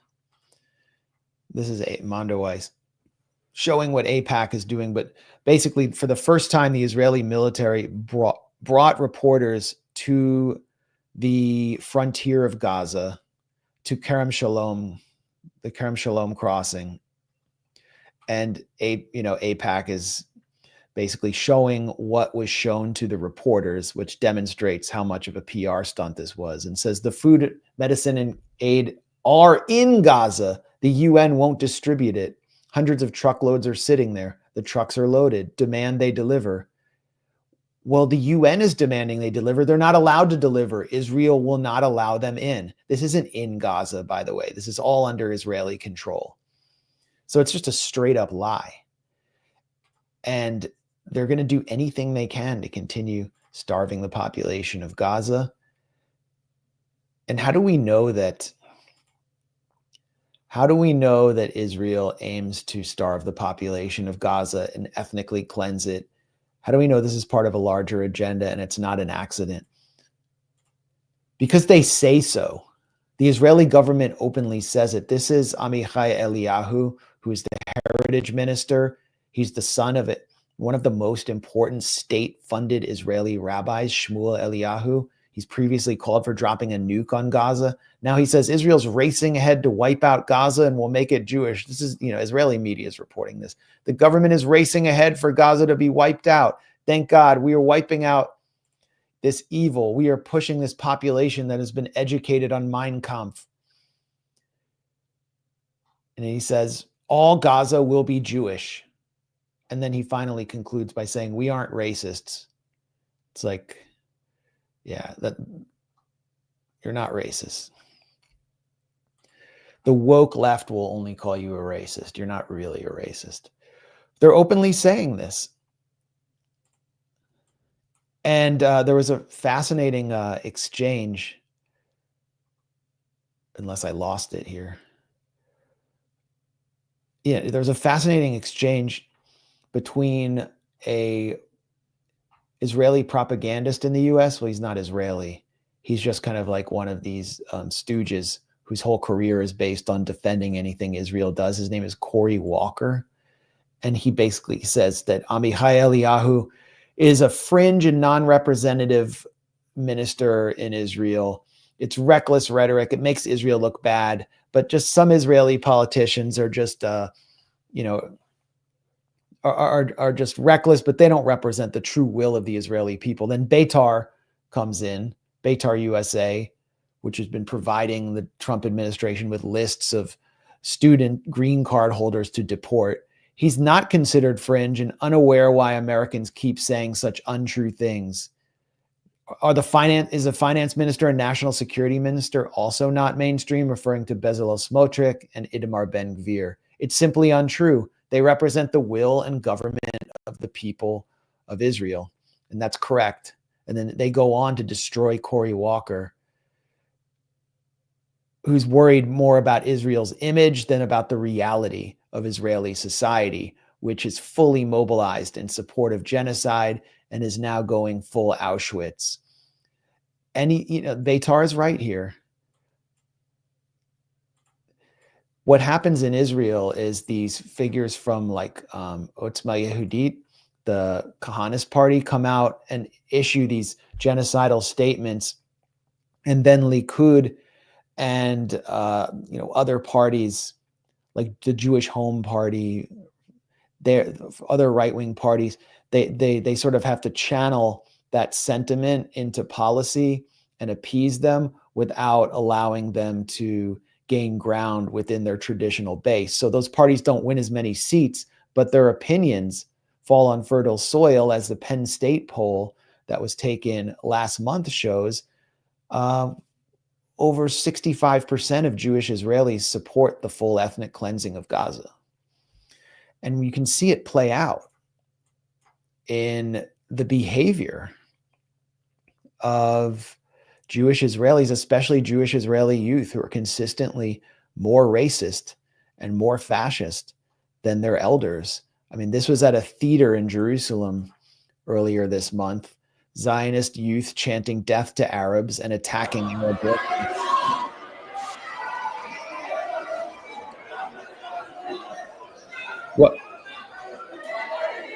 What made them so mad is they found Arabs just working. That's what made them do this. Now they're physically assaulting them.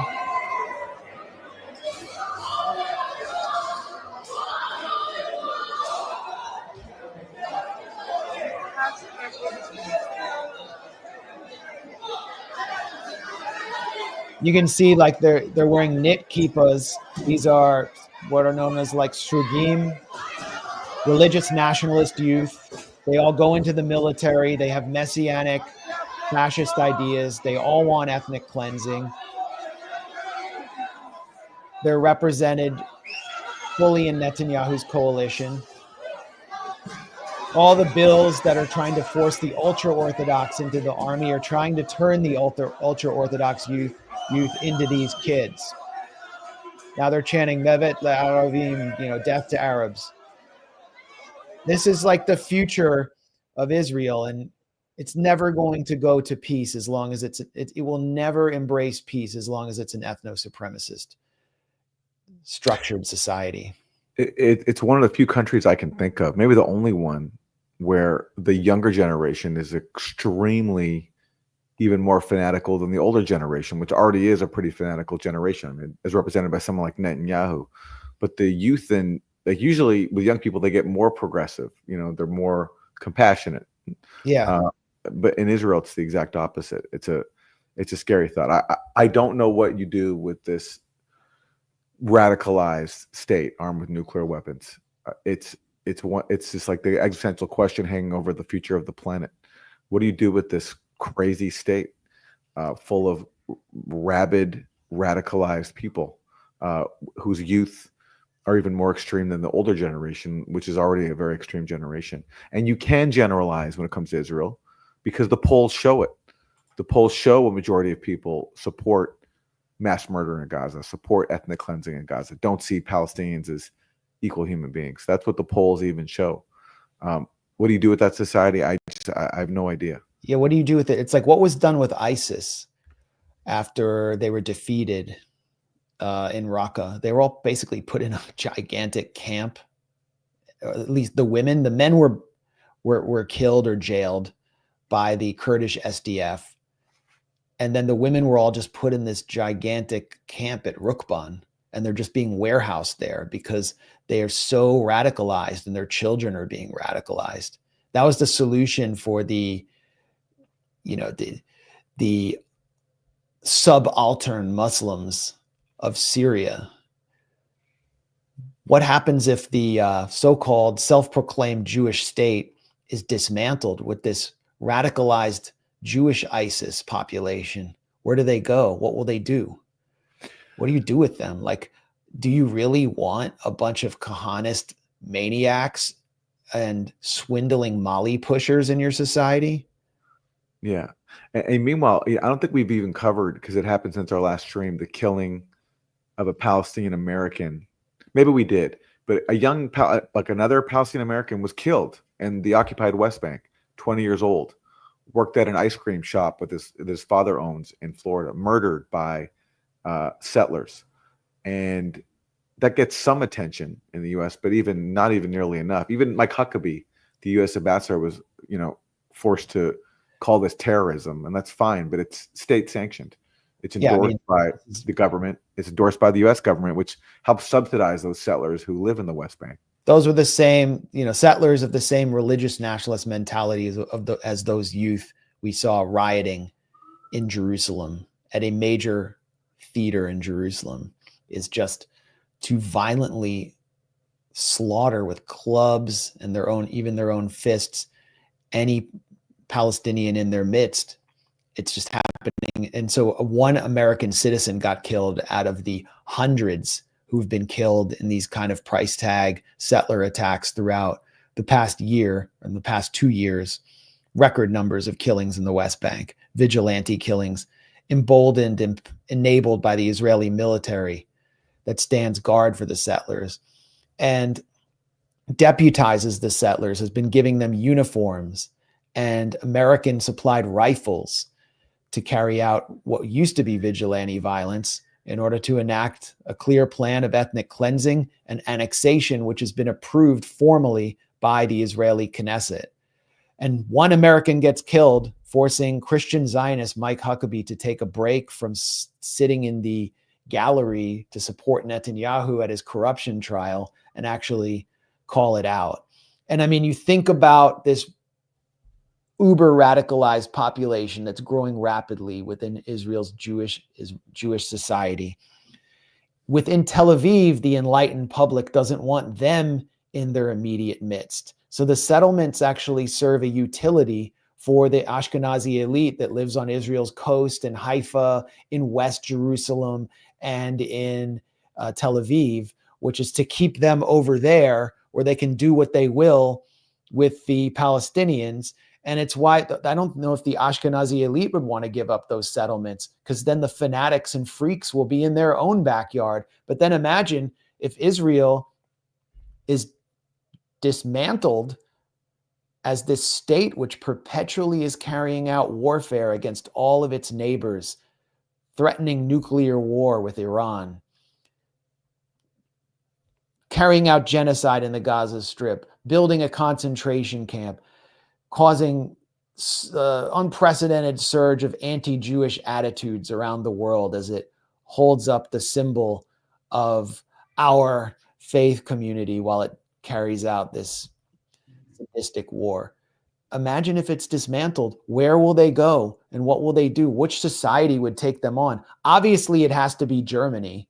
This should all fall on the backs of the Germans. But look at what they've created. Look at what the West has done there. This is what the West has done. And they forced it on the back of the Palestinians. So now, Israelis there's talk of not allowing them to travel to Thailand because they're so violent and so disruptive there. And there was this incident 2 days ago on a Spanish budget flight where French Israeli youth started spitting on flight attendants and chanting, what else?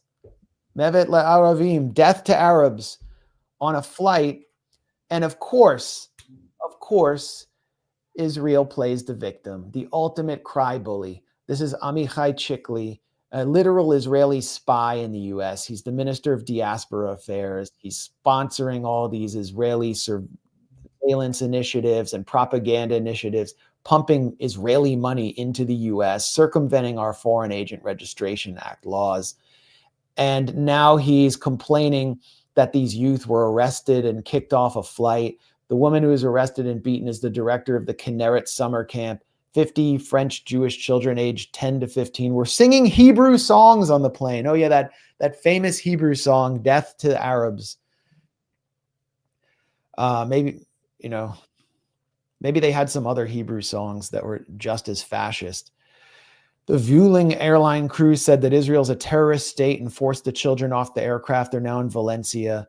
In line with Hamas's campaign of lies echoed by Al Jazeera, Haaretz, and others, we are seeing numerous severe anti-Semitic incidents recently. This is one of the most serious. So it's an anti-Semitic incident when a mob of like psychotic children of the corn youth start chanting "Death to Arabs" on a flight and disrupting. Apparently, they were like tampering with emergency exits, spitting on flight attendants. Here's the statement. I mean, and then Chickley gets destroyed in the replies. Here's the statement from the airline. Passengers disembarked for disruptive behavior. The actions of the onboard staff were solely in response to behavior that compromised the integrity of the flight as well as the safety of passengers. The group mishandled emergency equipment and actively disrupted the mandatory safety demonstration, ignoring instructions from cabin crew. The group's behavior continued to be aggressive. Some individuals displayed a violent attitude towards the authorities, which even led to the arrest of one of the group's members. Well, that was ignored. No, this is anti-Semitism. It's anti-Semitism to not let Israelis do whatever they want. And for the first time, Belgium has arrested Israeli soldiers accused of war crimes, thanks to the Nazi hunters of our time, the Hind Rajab Foundation. We just published a documentary at the Grayzone on Israeli soldiers seeking shelter in Javier Milei's Argentina. Javier Milei is a member of the Chabad cult, one of the closest leaders in the world to Benjamin Netanyahu and Donald Trump. And the Patagonia region has been swamped with Israeli military veterans. So this is a problem for the whole world, this monster that they created in the heart of the Arab Levant on the backs of Palestinians. And it's not going to go away. And it will certainly not go away until we cut off the weapons, which is something that almost none of the elite politicians and cultural figures that we see complaining about starvation in Gaza now are calling to do. We're just supposed to just show concern. But Aaron, I've been noticing suddenly it seems like there's this panic among Democratic Party elites, among many of these NGOs, as we pointed out before, and even among neocons about the starvation in Gaza, like something even more horrible is around the corner. Well, I mean, we're getting to the final solution. I mean, where most of Gaza now is destroyed. The massacres continue every single day. Israel is in the midst of a starvation siege. People are starting to die in mass numbers because of starvation. There's horrific images that can't be suppressed. And so, yeah, a lot of liberal supporters of Israel from the Democratic Party that were totally on board with, more than a year and a half of genocide are now finally starting to come around and warn about, a lack of aid being allowed in, when it's far too late. Yeah, it is far too late. And they played their part in making this possible. Here's Amy Klobuchar, Senator Amy Klobuchar, the Democrat from Minnesota. Mr. President, I rise today to talk about the humanitarian crisis in Gaza. I have addressed this before, but today I rise with a message that is both straightforward and urgent. Humanitarian aid must immediately reach the civilian population in Gaza.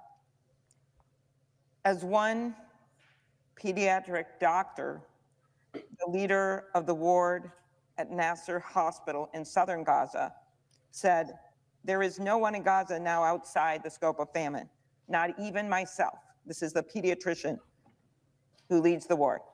He says, "I am speaking to you as a health official, but I too am searching for flour to feed my family." So now it's too much for her. And you can see like she gets into like Hamas in March, the humanitarian situation has only worsened. Many of us have advocated repeatedly for a change in course. So you can see she's now trying to tout her own credentials and demonstrate that she has actually tried to prevent this from happening. In May, I joined 24 of my colleagues to call on President Trump to press for the immediate resumption of neutral and impartial humanitarian assistance, access, and distribution that fully meets the needs of innocent Palestinians. And so it goes on and on. But I mean, what was Amy Klobuchar doing just like last week when Benjamin Netanyahu was on his 4th visit to the US, basically the landlord was coming to collect his rent. I don't know which one of us just shared that. I guess it was me. Well, here she is. You can see she's right there. 3rd to the left of Netanyahu. I don't know if she's kind of hiding there, but she seems, I mean, you know, no one forced her to be in that photo. It wasn't like Netanyahu was photo bombing all those senators. Those are like bipartisan Democrats. With Cory Booker hiding behind I'm trying to like, he's right here. Yeah. He's hiding behind somebody. He's hiding, but he had to like just say, you know, my boots were on the ground with Netanyahu to his donors who pay for all his campaigns, who are the same donors that they all share. And so, I mean, how can you do that? How can you claim you're against the Holocaust when you're visually cozying up with Hitler? And again, remember, you know, who set the stage for all this? The Biden administration, when they endorsed Israel's campaign to destroy UNRWA. They came out with all these fake claims about UNRWA. The fact that Israel claimed that like a handful of UNRWA officials, which employs thousands of people, were somehow connected to October 7th, which even if that were all true, which it wasn't, if that were true, it does not justify shutting down an aid agency that keeps millions of people alive. So they endorsed his campaign against UNRWA. That set the stage then for UNRWA to be blocked by Israel, and then the setting up of the fake so-called Gaza Humanitarian Foundation. And now finally, after this leads to the starvation, which is planned, all this is planned by Israel. There's nothing here that's accidental. It's no accident that people are starving in Gaza. This is all deliberate. That's what happens when you blockade and you destroy the one mechanism that's keeping people alive. Now they come out and say, this is unacceptable. It has to stop. And everybody is crawling out to do that. Hillary Clinton, queen of warmongers, as Tulsi Gabbard said 8 organizations report that thousands of children in Gaza are at risk of starvation while trucks full of food sit waiting across the border. The full flow of humanitarian assistance must be restored immediately. Didn't see that one coming. Well, didn't she kind of play a major part in bringing us to this point? At least. Yeah, well, she basically she like made fun of student protesters who said they don't know their history, and she repeated her husband's favorite line about how he tried so hard to give Palestinians a state, but they refused to accept one. So yeah, she joined the chorus in blaming Palestinians for their own genocide.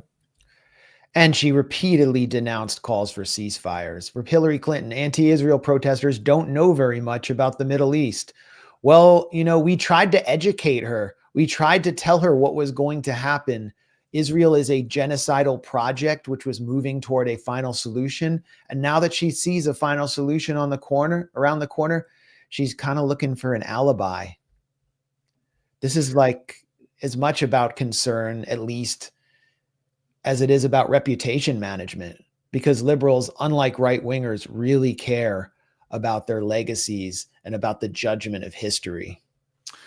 But this goes also even to someone like Bernie Sanders, who at least has advocated at times, you know, he has consistently advocated blocking military aid to Israel, which is good.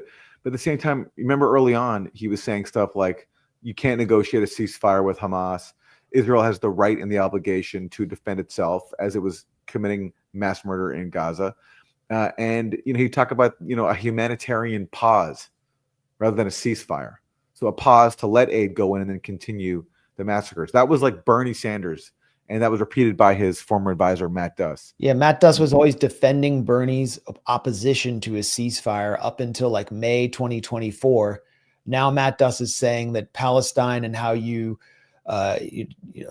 views on Palestine demonstrate your ultimate integrity as a politician? You know, Matt Duss issued a decree early on in the Ukraine proxy war that the left should ignore the gray zone, that you and I, Max, should not be engaged with. So I forgot that. Ever since then, I like to take the opportunity to point out Matt Duss's positions and why maybe he's not an authority on matters of morality. Here he is. This is November 2023, right after, so less than a month after October 7th. This is what he told Democracy Now! Matt, you worked for Senator Sanders. She pushed him on a ceasefire. He said he was for a pause, but wouldn't go so far as a ceasefire. Your thoughts? No, I think the senator has been one of the strongest voices for a cessation of violence, for stopping the bombing. These are the words he used in his speech on the floor of the Senate a couple of weeks ago. He has been one of the strongest voices in the country, raising the issue of the Palestinians who are dying. And even before October 7, he was one of the strongest voices pressing the U.S. government to address the humanitarian crisis in Gaza. So I understand there are some of my colleagues on the left who've been pushing for, to use the word ceasefire. I get that. I think what the senator said there about the challenges of a ceasefire being negotiated with an organization like Hamas are valid. Where my focus is, and I think I would encourage people to focus, is on stopping the bombing. A humanitarian pause is something the Biden administration has already called for, said they support. They need diplomatic weight behind that. They have not done that yet. They are still not using the leverage our country has with Israel to stop the bombing. And that's where I think the focus should be. Okay, so he's incoherent. He says we have to stop the bombing, and he advocates a humanitarian pause. A pause is not a halt, it's a pause. And that's why he also says there are concerns about negotiating a ceasefire with Hamas. So you don't support a blanket stop to the bombing. You only support a humanitarian pause, and you oppose reaching a ceasefire with Hamas. That was Matt Duss back in November 2023. Now, nearly 2 years later, now he's saying Biden was complicit. They have to own up for what they did. Okay, true, but you have to as well. Bernie's saying end all military aid to Israel now. Yeah. What did you think was going to happen? And I called them the genocide Democrats. I gave a speech at the National Women's Democratic Association in December 2023, where I explained where this was all going to go, why the Democrats, the Blinkens, Bidens, even the Bernies, they were never going to use any real leverage against Israel to stop this. Why? Because they were so compromised. And I called them that. Why the genocide Democrats are speaking out now also relates to the fact that Donald Trump is president. But they gave Biden all that cover for months and months, all the way to the end, through the Kamala Harris campaign, when AOC came out and said Kamala has said that she is committed to, she's spoken out for the children of Gaza. She would denounce a ceasefire.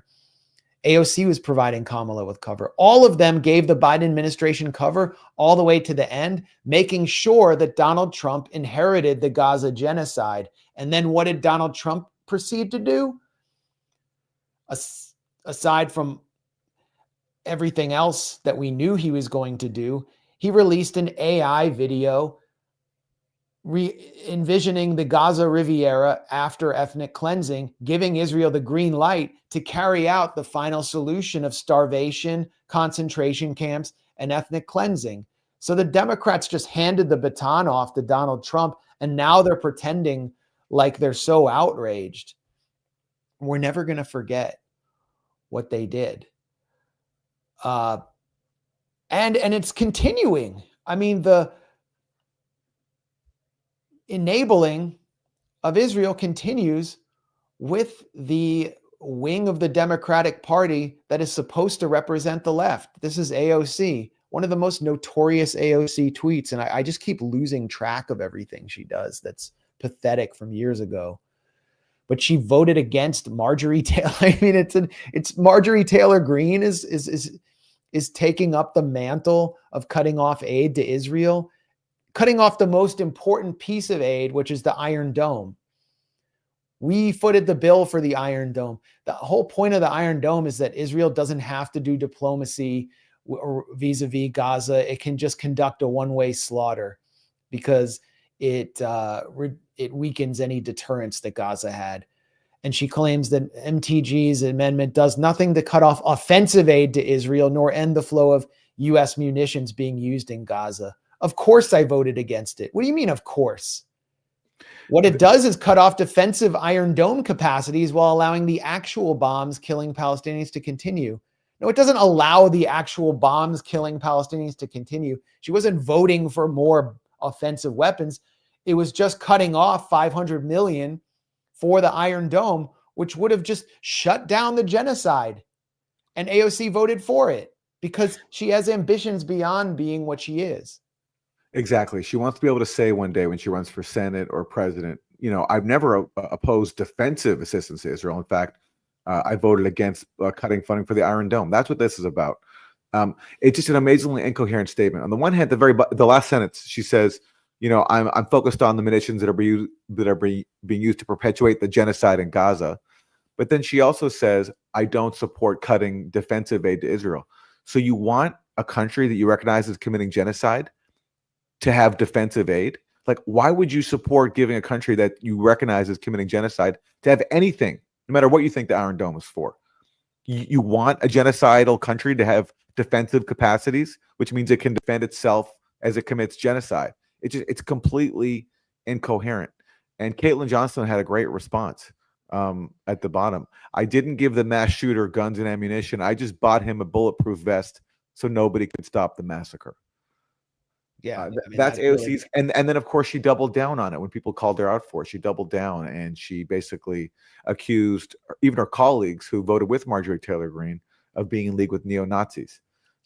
People like Ilhan Omar, who said,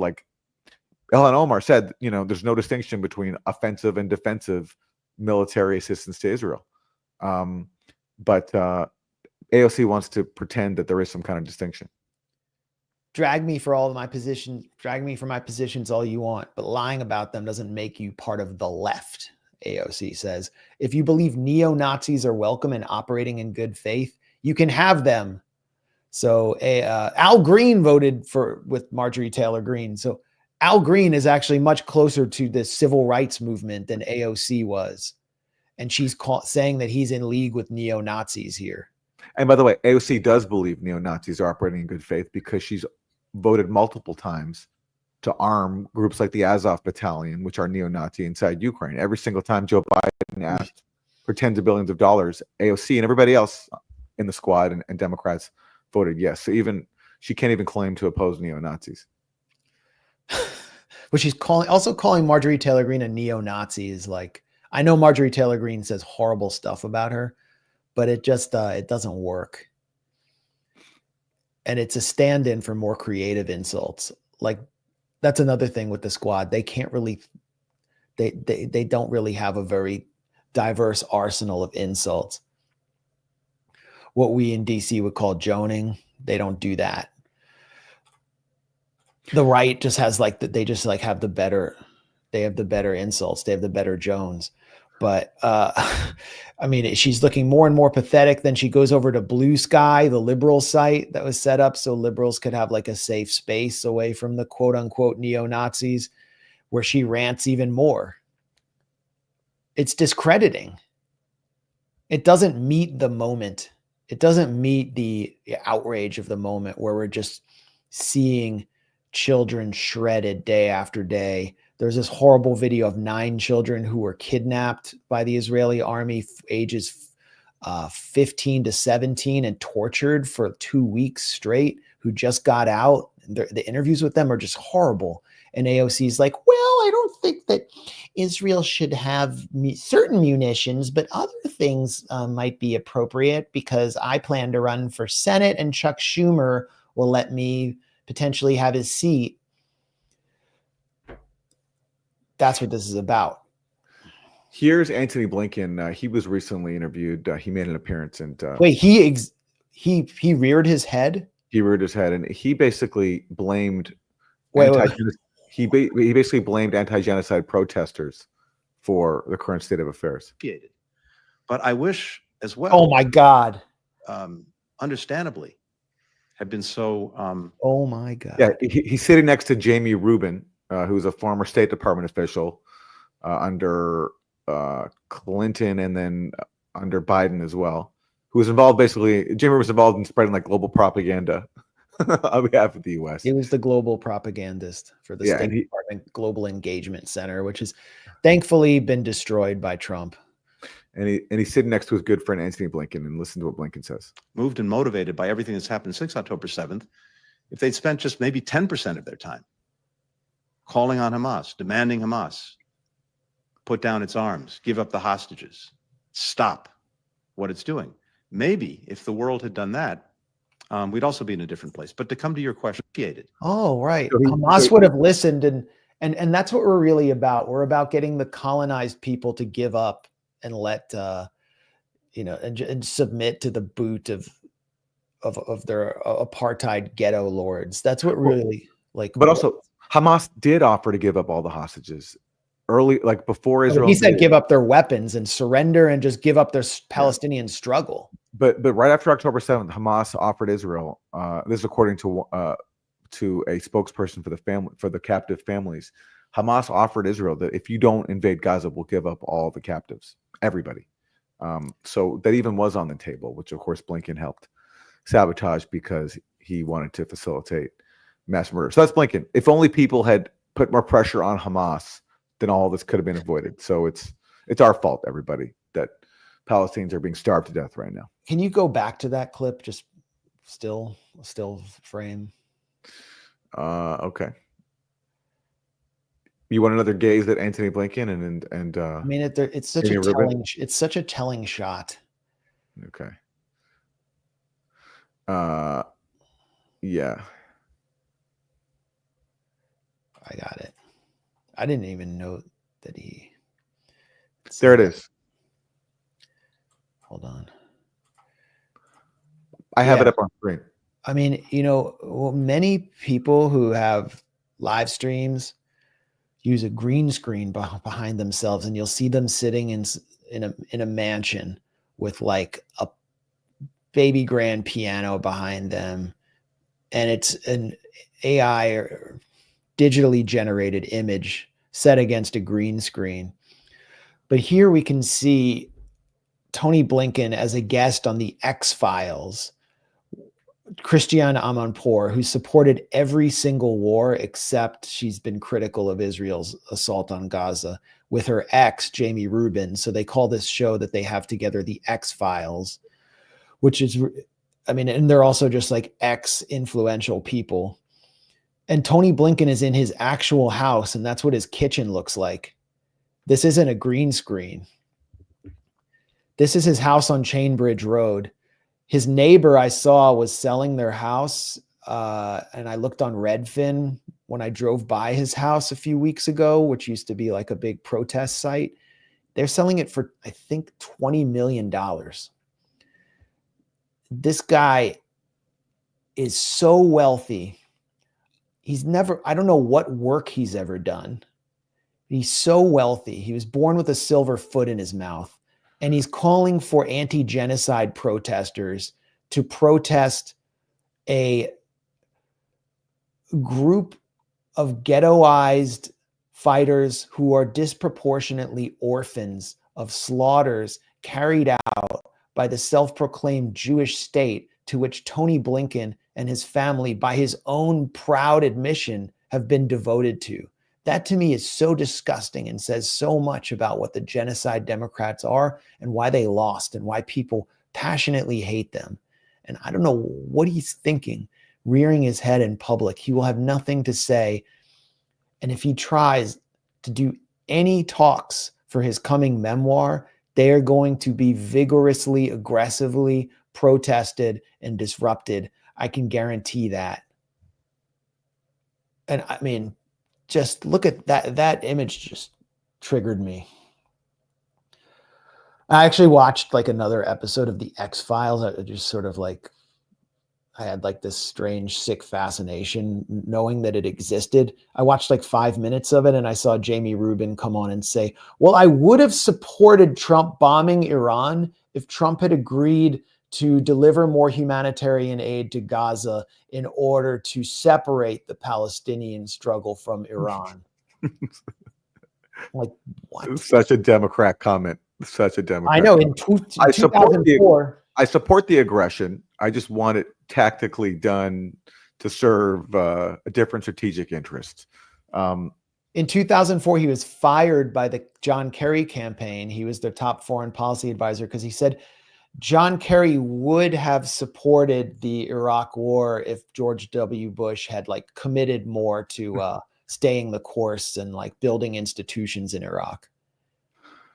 That's really fun. I mean, John Kerry's message in that campaign was incoherent. He basically was like, he started off saying, I voted for the Patriot Act because I thought it would protect us. But yeah, and also John Kerry also voted for the Iraq war, and so he was like, but then he was like, Bush didn't give the troops enough equipment. That was his critique. Yeah, and then that wasn't working. So then he started saying it's the wrong war at the wrong place at the wrong time. So you're saying like we should have invaded Iran or something like that, not Iraq. It didn't make any sense. So anyway, we need to pick a different Arab country to throw up against the wall for no reason. These Democrats. And another guy, John Kerry, just like has the Heinz fortune, and he's just some Brahmin who just has all this money. Now he was the climate czar under Biden. Like, that's the fakest job I can ever think of. I'm in charge of the climate. All right. Do we want to get to any more people trying to got lost there? Yeah. Any more people trying to back? I mean, there's also Barry Weiss of the so-called Free Press, who recently published an article a few months ago called "The Gaza Famine Myth," denying that there was starvation in Gaza. There it is, the Gaza Famine Myth. That was in the Free Press, but now. This is Holocaust denial. Yeah, that was in May 6th, the Gaza Famine Myth. That's the so-called Free Press a few months ago. Now, with people starving to death, dozens of humanitarian organizations talking about famine because of Israel's starvation siege. Now Barry Weiss allows this. The price of flour shows the growing hunger crisis in Gaza. Yeah. Okay. After denying it. And this comes at a time when Barry Weiss is trying to sell her company to, what is it, the Ellison family for over $200 million. You have to wonder. I thought it was Joe Lonsdale from Palantir. Well, I mean, it's some oligarch that she's in talks to sell her company for over $200 million and possibly even merge with CBS News and give editorial guidance to CBS News. It's not a joke because after they got rid of Colbert, who was like the court jester of the Democrats. So you have to wonder. David Ellison, who's the incoming buyer of CBS, as part of a $200 to $250 million deal. And I mean, for Barry Weiss's outlet. How the hell is a media outlet worth that much? Yeah. It's not.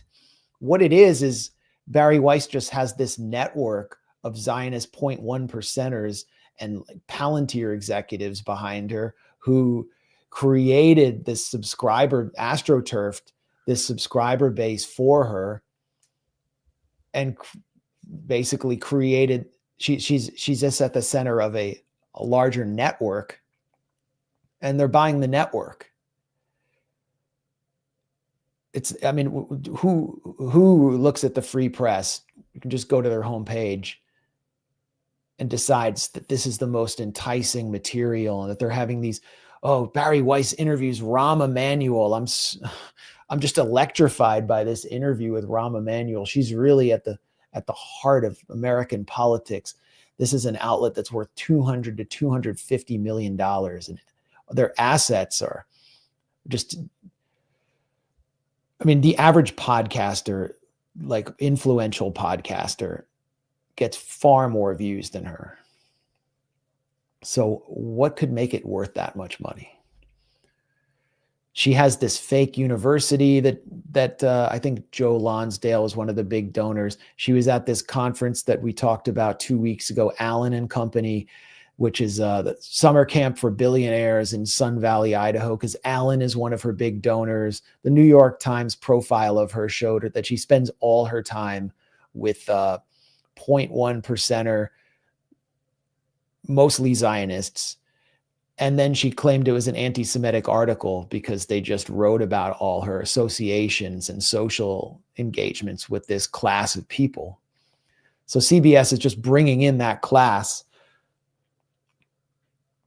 It's like, why is Brett Stevens at the New York Times? Does anyone read him? Does he like go viral? This is a guy who had to quit Twitter because he was getting so ruthlessly destroyed in the replies after he accused not only accused a critic of anti-Semitism because he called him a Brett bug instead of a bed bug, but he actually called his employer, his university, and demanded they fire him. Then Brett Stevens had to quit Twitter altogether. He has no social media presence. He has pretty much no presence anywhere outside paid lectures sponsored by like AIPAC related organizations. But he's a New York Times columnist. It's because he's not a Trumper. He's not like a right-wing populist, but he was considered at one time a Republican. And because he has the backing of all these powerful Zionist organizations, which allows the New York Times to say, hey, we're with you on some level. Joe Kahn, the publisher of the New York Times, his father was a major Israel lobbyist. I'm going to have to run soon. So I think we should do one more segment on basically Trump and Steve Witkoff blowing up any possibility of a ceasefire with Hamas. I mean, sort of giving up the game, if that's cool with you, Max. Yeah. Okay. I got like too triggered by those last two segments. Yeah. But, this is why Barry Weiss has warned of a flour price hike in Gaza, and like it tacitly acknowledged through an Israeli reporter, Amit Segal, that starvation is happening in Gaza. And she has this other new recent hire, Haviv Redig Gur, major genocide supporter, Israeli centrist, who has been allowed to talk about starvation in Gaza on the Free Press podcast. Why? Because they know what's around the corner, and something truly horrible, the absolute crime of the century, the worst thing we've ever witnessed in our lifetimes, is about to take place, and Steve Witkoff is in on it completely. Steve Witkoff has just basically blown up another possible ceasefire deal. Yeah, so here he is. He announces this on Twitter. We have decided to bring our team home from Doha for consultations after the latest response from Hamas, which clearly shows a lack of desire to reach a ceasefire in Gaza. While the mediators have made a great effort, Hamas does not appear to be coordinated or acting in good faith. We will now consider alternative options to bring the hostages home and try to create a more stable environment for the people of Gaza. It is a shame Hamas acted in this selfish way. We are resolute in seeking an end to this conflict and a permanent peace. So what he's saying is no chances of a ceasefire deal with Hamas, because Hamas wants a permanent end to the genocide. They don't just want to pause, which has been the Israeli-U.S. goal for a long time now, just to get out the remaining. And the Bernie goal. Yeah. So he's endorsing now, essentially, Israel, when he talks about alternative options to bring the hostages home and create a more stable environment. He's saying the final solution, destroying all of Gaza, destroying what's left, pitting people into concentration camps within the concentration camp, and then expelling as many people as possible. And at Trump today, basically, was pretty much endorsing that plan. Gaza, they pulled out of Gaza. They pulled out in terms of negotiating. It was too bad. Hamas didn't really want to make a deal. I think they want to die, and it's very, very bad. And it got to be to a point where you're gonna have to finish the job. They really they asked for things. Don't forget, we got a lot of hostages out. So now we're down to the final hostages, and they know what happens after you get the final hostages. And basically, because of that, they really didn't want to make a deal. I saw that. So they pulled out, and they're going to have to fight, and they're going to have to clean it up. You're going to have to get rid of it. Yeah. So what We're happens gonna have after to you get rid of them. Yeah, yeah, clean it up. So he's basically saying ethnic cleansing, destruction of Gaza, proceeding as planned. And yeah, Hamas doesn't know what happens after they release their only point of leverage. Israel continues the extermination campaign. So Hamas is not going to agree with that. They're not going to voluntarily allow themselves to give up and then have the genocide resume. That's just obvious. But because Israel wants to continue the genocide, it will continue, and the starvation will continue. And Trump is endorsing it. And Steve Witkoff, listen, there was people initially thought he might be more fair-minded because he brokered that ceasefire after Trump won, which Biden had been unable to do. So there was hope that maybe Unwilling. Sorry, unwilling to do. Yeah. So there was hope. There was some hope for him. But look, remember that event a few months ago where he bragged. He got verklempt that a former Mossad chief had clapped for him. Watch this. We must also address the threat posed by Iran. Iran must never be permitted to enrich uranium or develop any nuclear capability. Amen.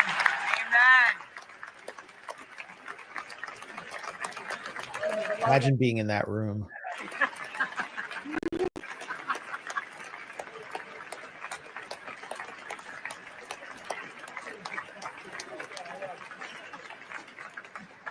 This is where I ad lib.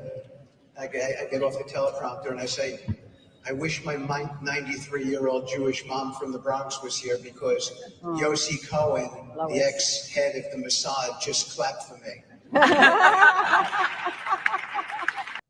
So that's the guy who's going to broker peace. And where was he there? He's at some fundraiser for a Zionist group. United Hatzalah. Yeah, it's okay. With Eli Beer, the guy who cooked up, no pun intended, the baked babies hoax after October 7th, one of the biggest scam organizations. So that's the guy who's going to broker peace on behalf of Trump, who appears at fundraisers hosted by anti-Palestinian bigots and gets choked up that a former Israeli spy chief claps for him.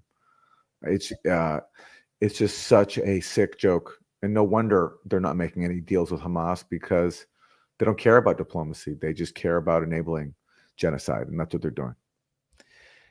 And remember, in Gaza, they actually called June 1st the Witkoff massacre. And there have been several Witkoff massacres since. Remember what happened with Idan Alexander? Yeah. He was the U.S. is basically an American kid who went to fight for Israel, who was a dual citizen, I guess, was dragged out of his tank where he was terrorizing Palestinians and enforcing the siege on them by resistance fighters and taken hostage or captive. He was a prisoner of war. And Witkoff got him out by directly negotiating with Hamas, by promising a ceasefire and more aid on if they got him out, if they let him out. They let him out. Hamas lets him out in good faith, hoping that Steve Witkoff would make good and actually enforce a humanitarian pause at least, as well as the entry of aid. And instead, what Witkoff does is what the U.S. government did to the Lakota Sioux with the Black Hills Treaty. He basically just pulled the rug out from under them and Israel commenced one of the most hideous slaughters of the war immediately after Witkoff reneged on his pledge. And this led to the first massacres we saw at the new Gaza Humanitarian Foundation hubs, which were sort of like test sites at that point. This is footage from one of the Witkoff massacres, the first Witkoff massacre.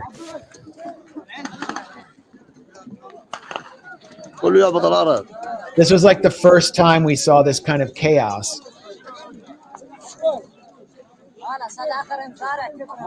I mean, and remember, Witkoff is the guy who used with Donald Trump diplomacy as cover for Israel to be able to devise its unprovoked assault on Iran.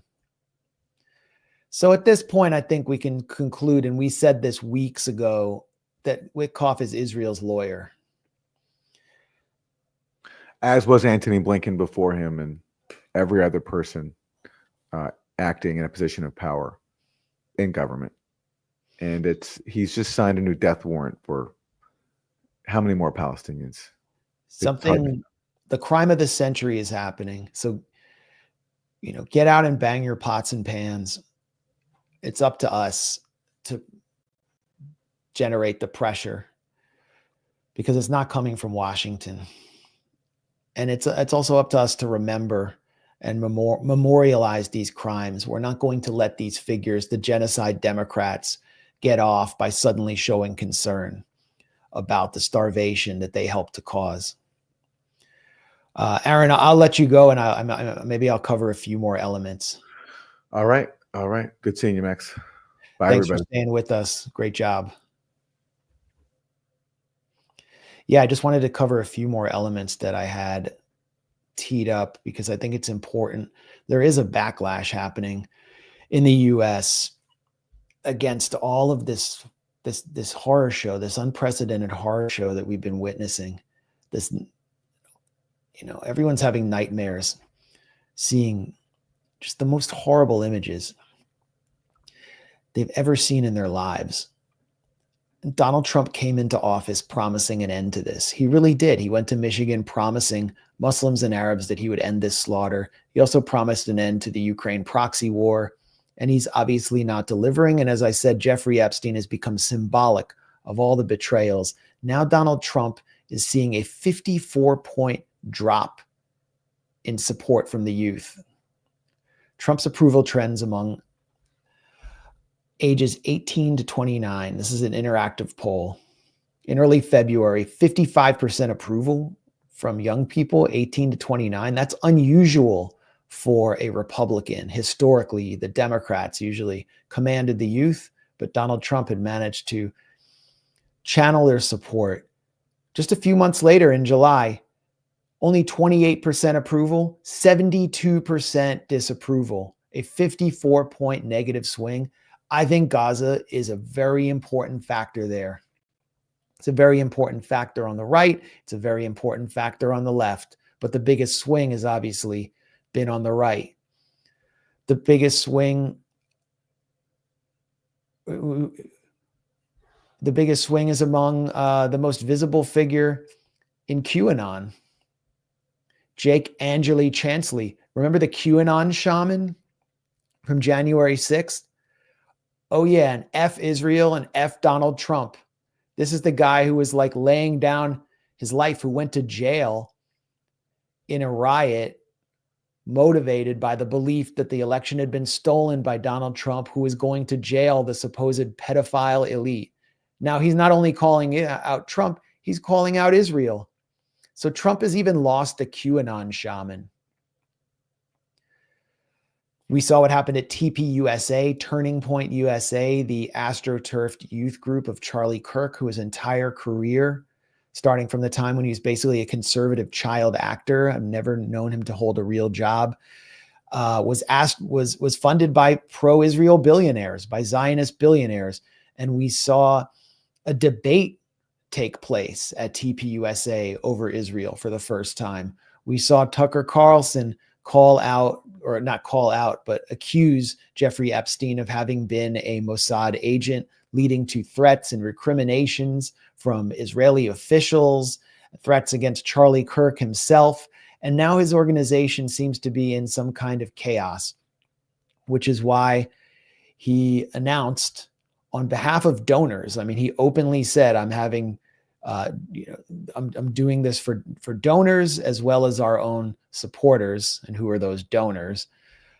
Focus groups with conservative student leaders who are being groomed by TPUSA, and he's talking to them about their views on Israel, because this has become a huge crisis for him personally and for his organization. It's a crisis because he cannot square the contradiction between the conservative or right-wing youth base and the donors who have paid the bills for his organizations. And it's just a very weird MK Ultra type scene where you can see him trying to guide his the next generation of conservative youth, where he's sort of supposed to be the senior elder and the bridge between the donors and the doers.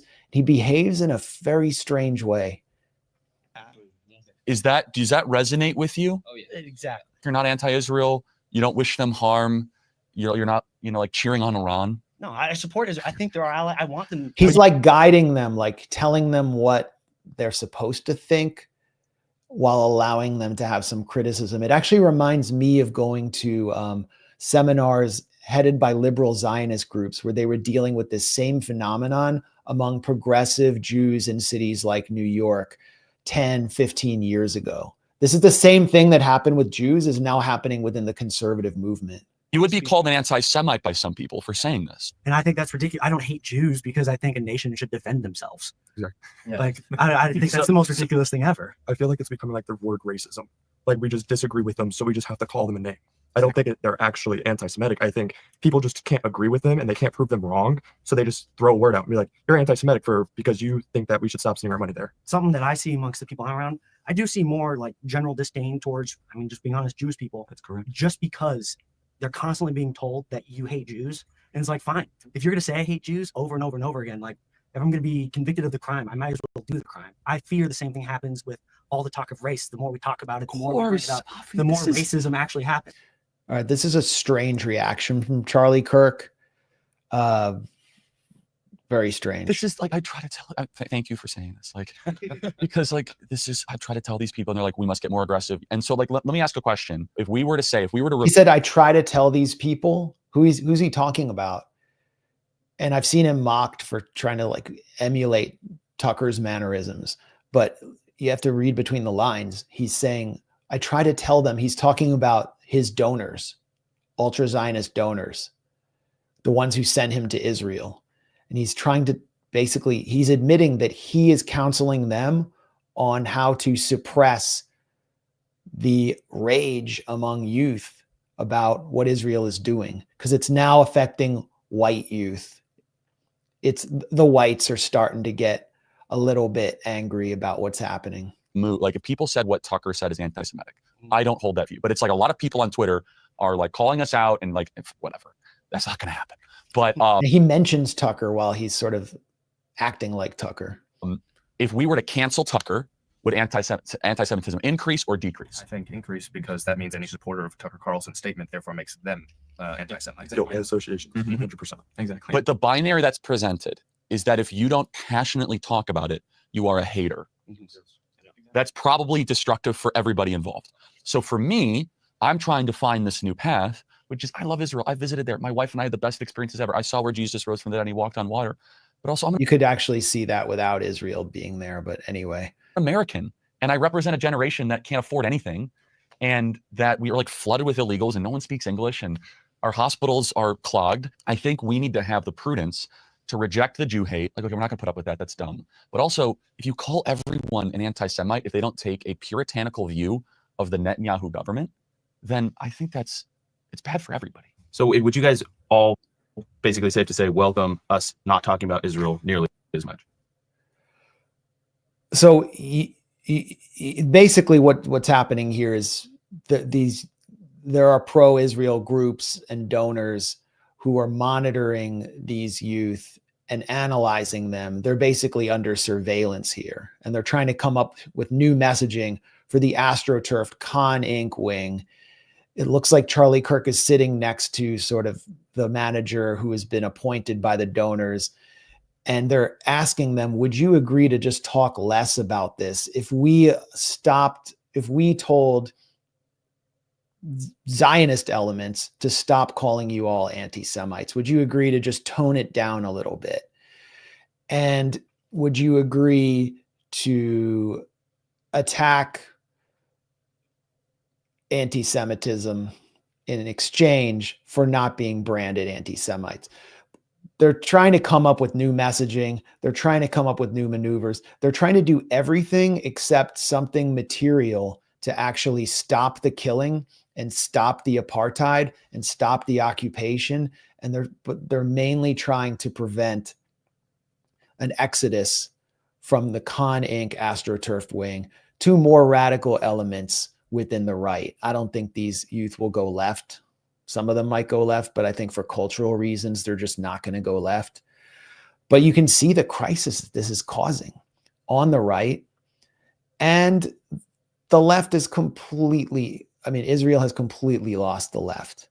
And when I say the left, I don't just mean the kind of professional activist elements or the traditional radical left. I'm talking about, increasingly like the progressive managerial class, like more like the yuppie progressives who are getting more and more aware of what's happening in Palestine and also see it as the moral cause of our time.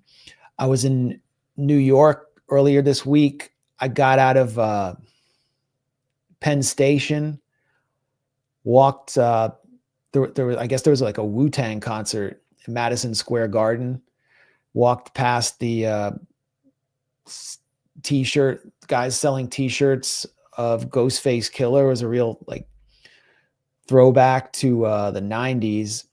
And then I saw the future straight ahead. I saw this giant procession going up 7th Ave. Was it 7th Ave or 6th Ave? Of Palestinian flags and signs protesting the genocide. I didn't even know this march had been taking place. And they had marched from Union Square. They were marching uptown to 42nd Street. So I joined them. And I mean, I'll show you what it looked like.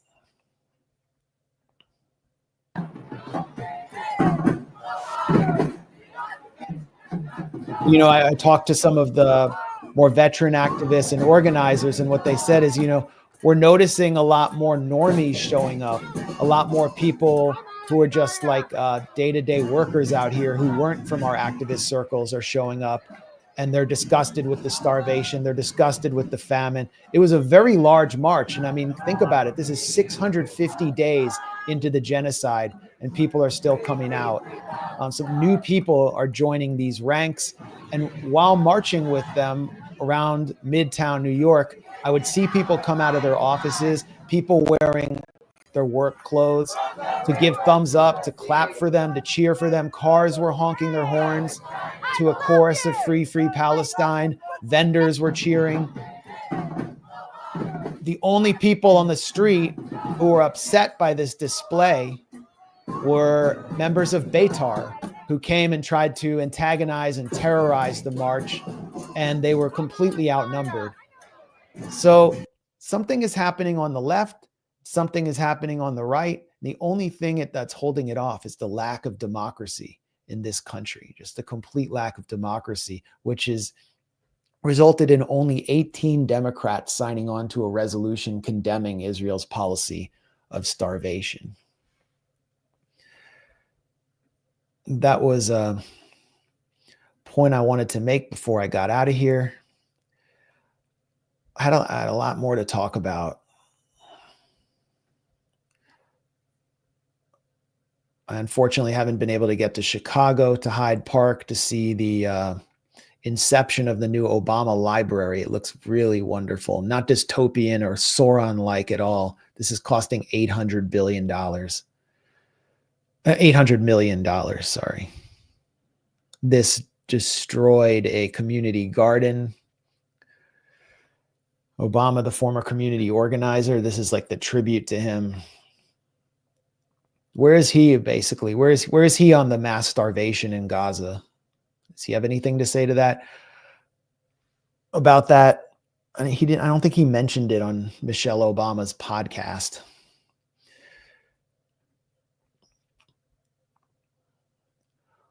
Well, I'm going to get out of here, and we will be back next week. I would have taken some super chats, but I want to have a day.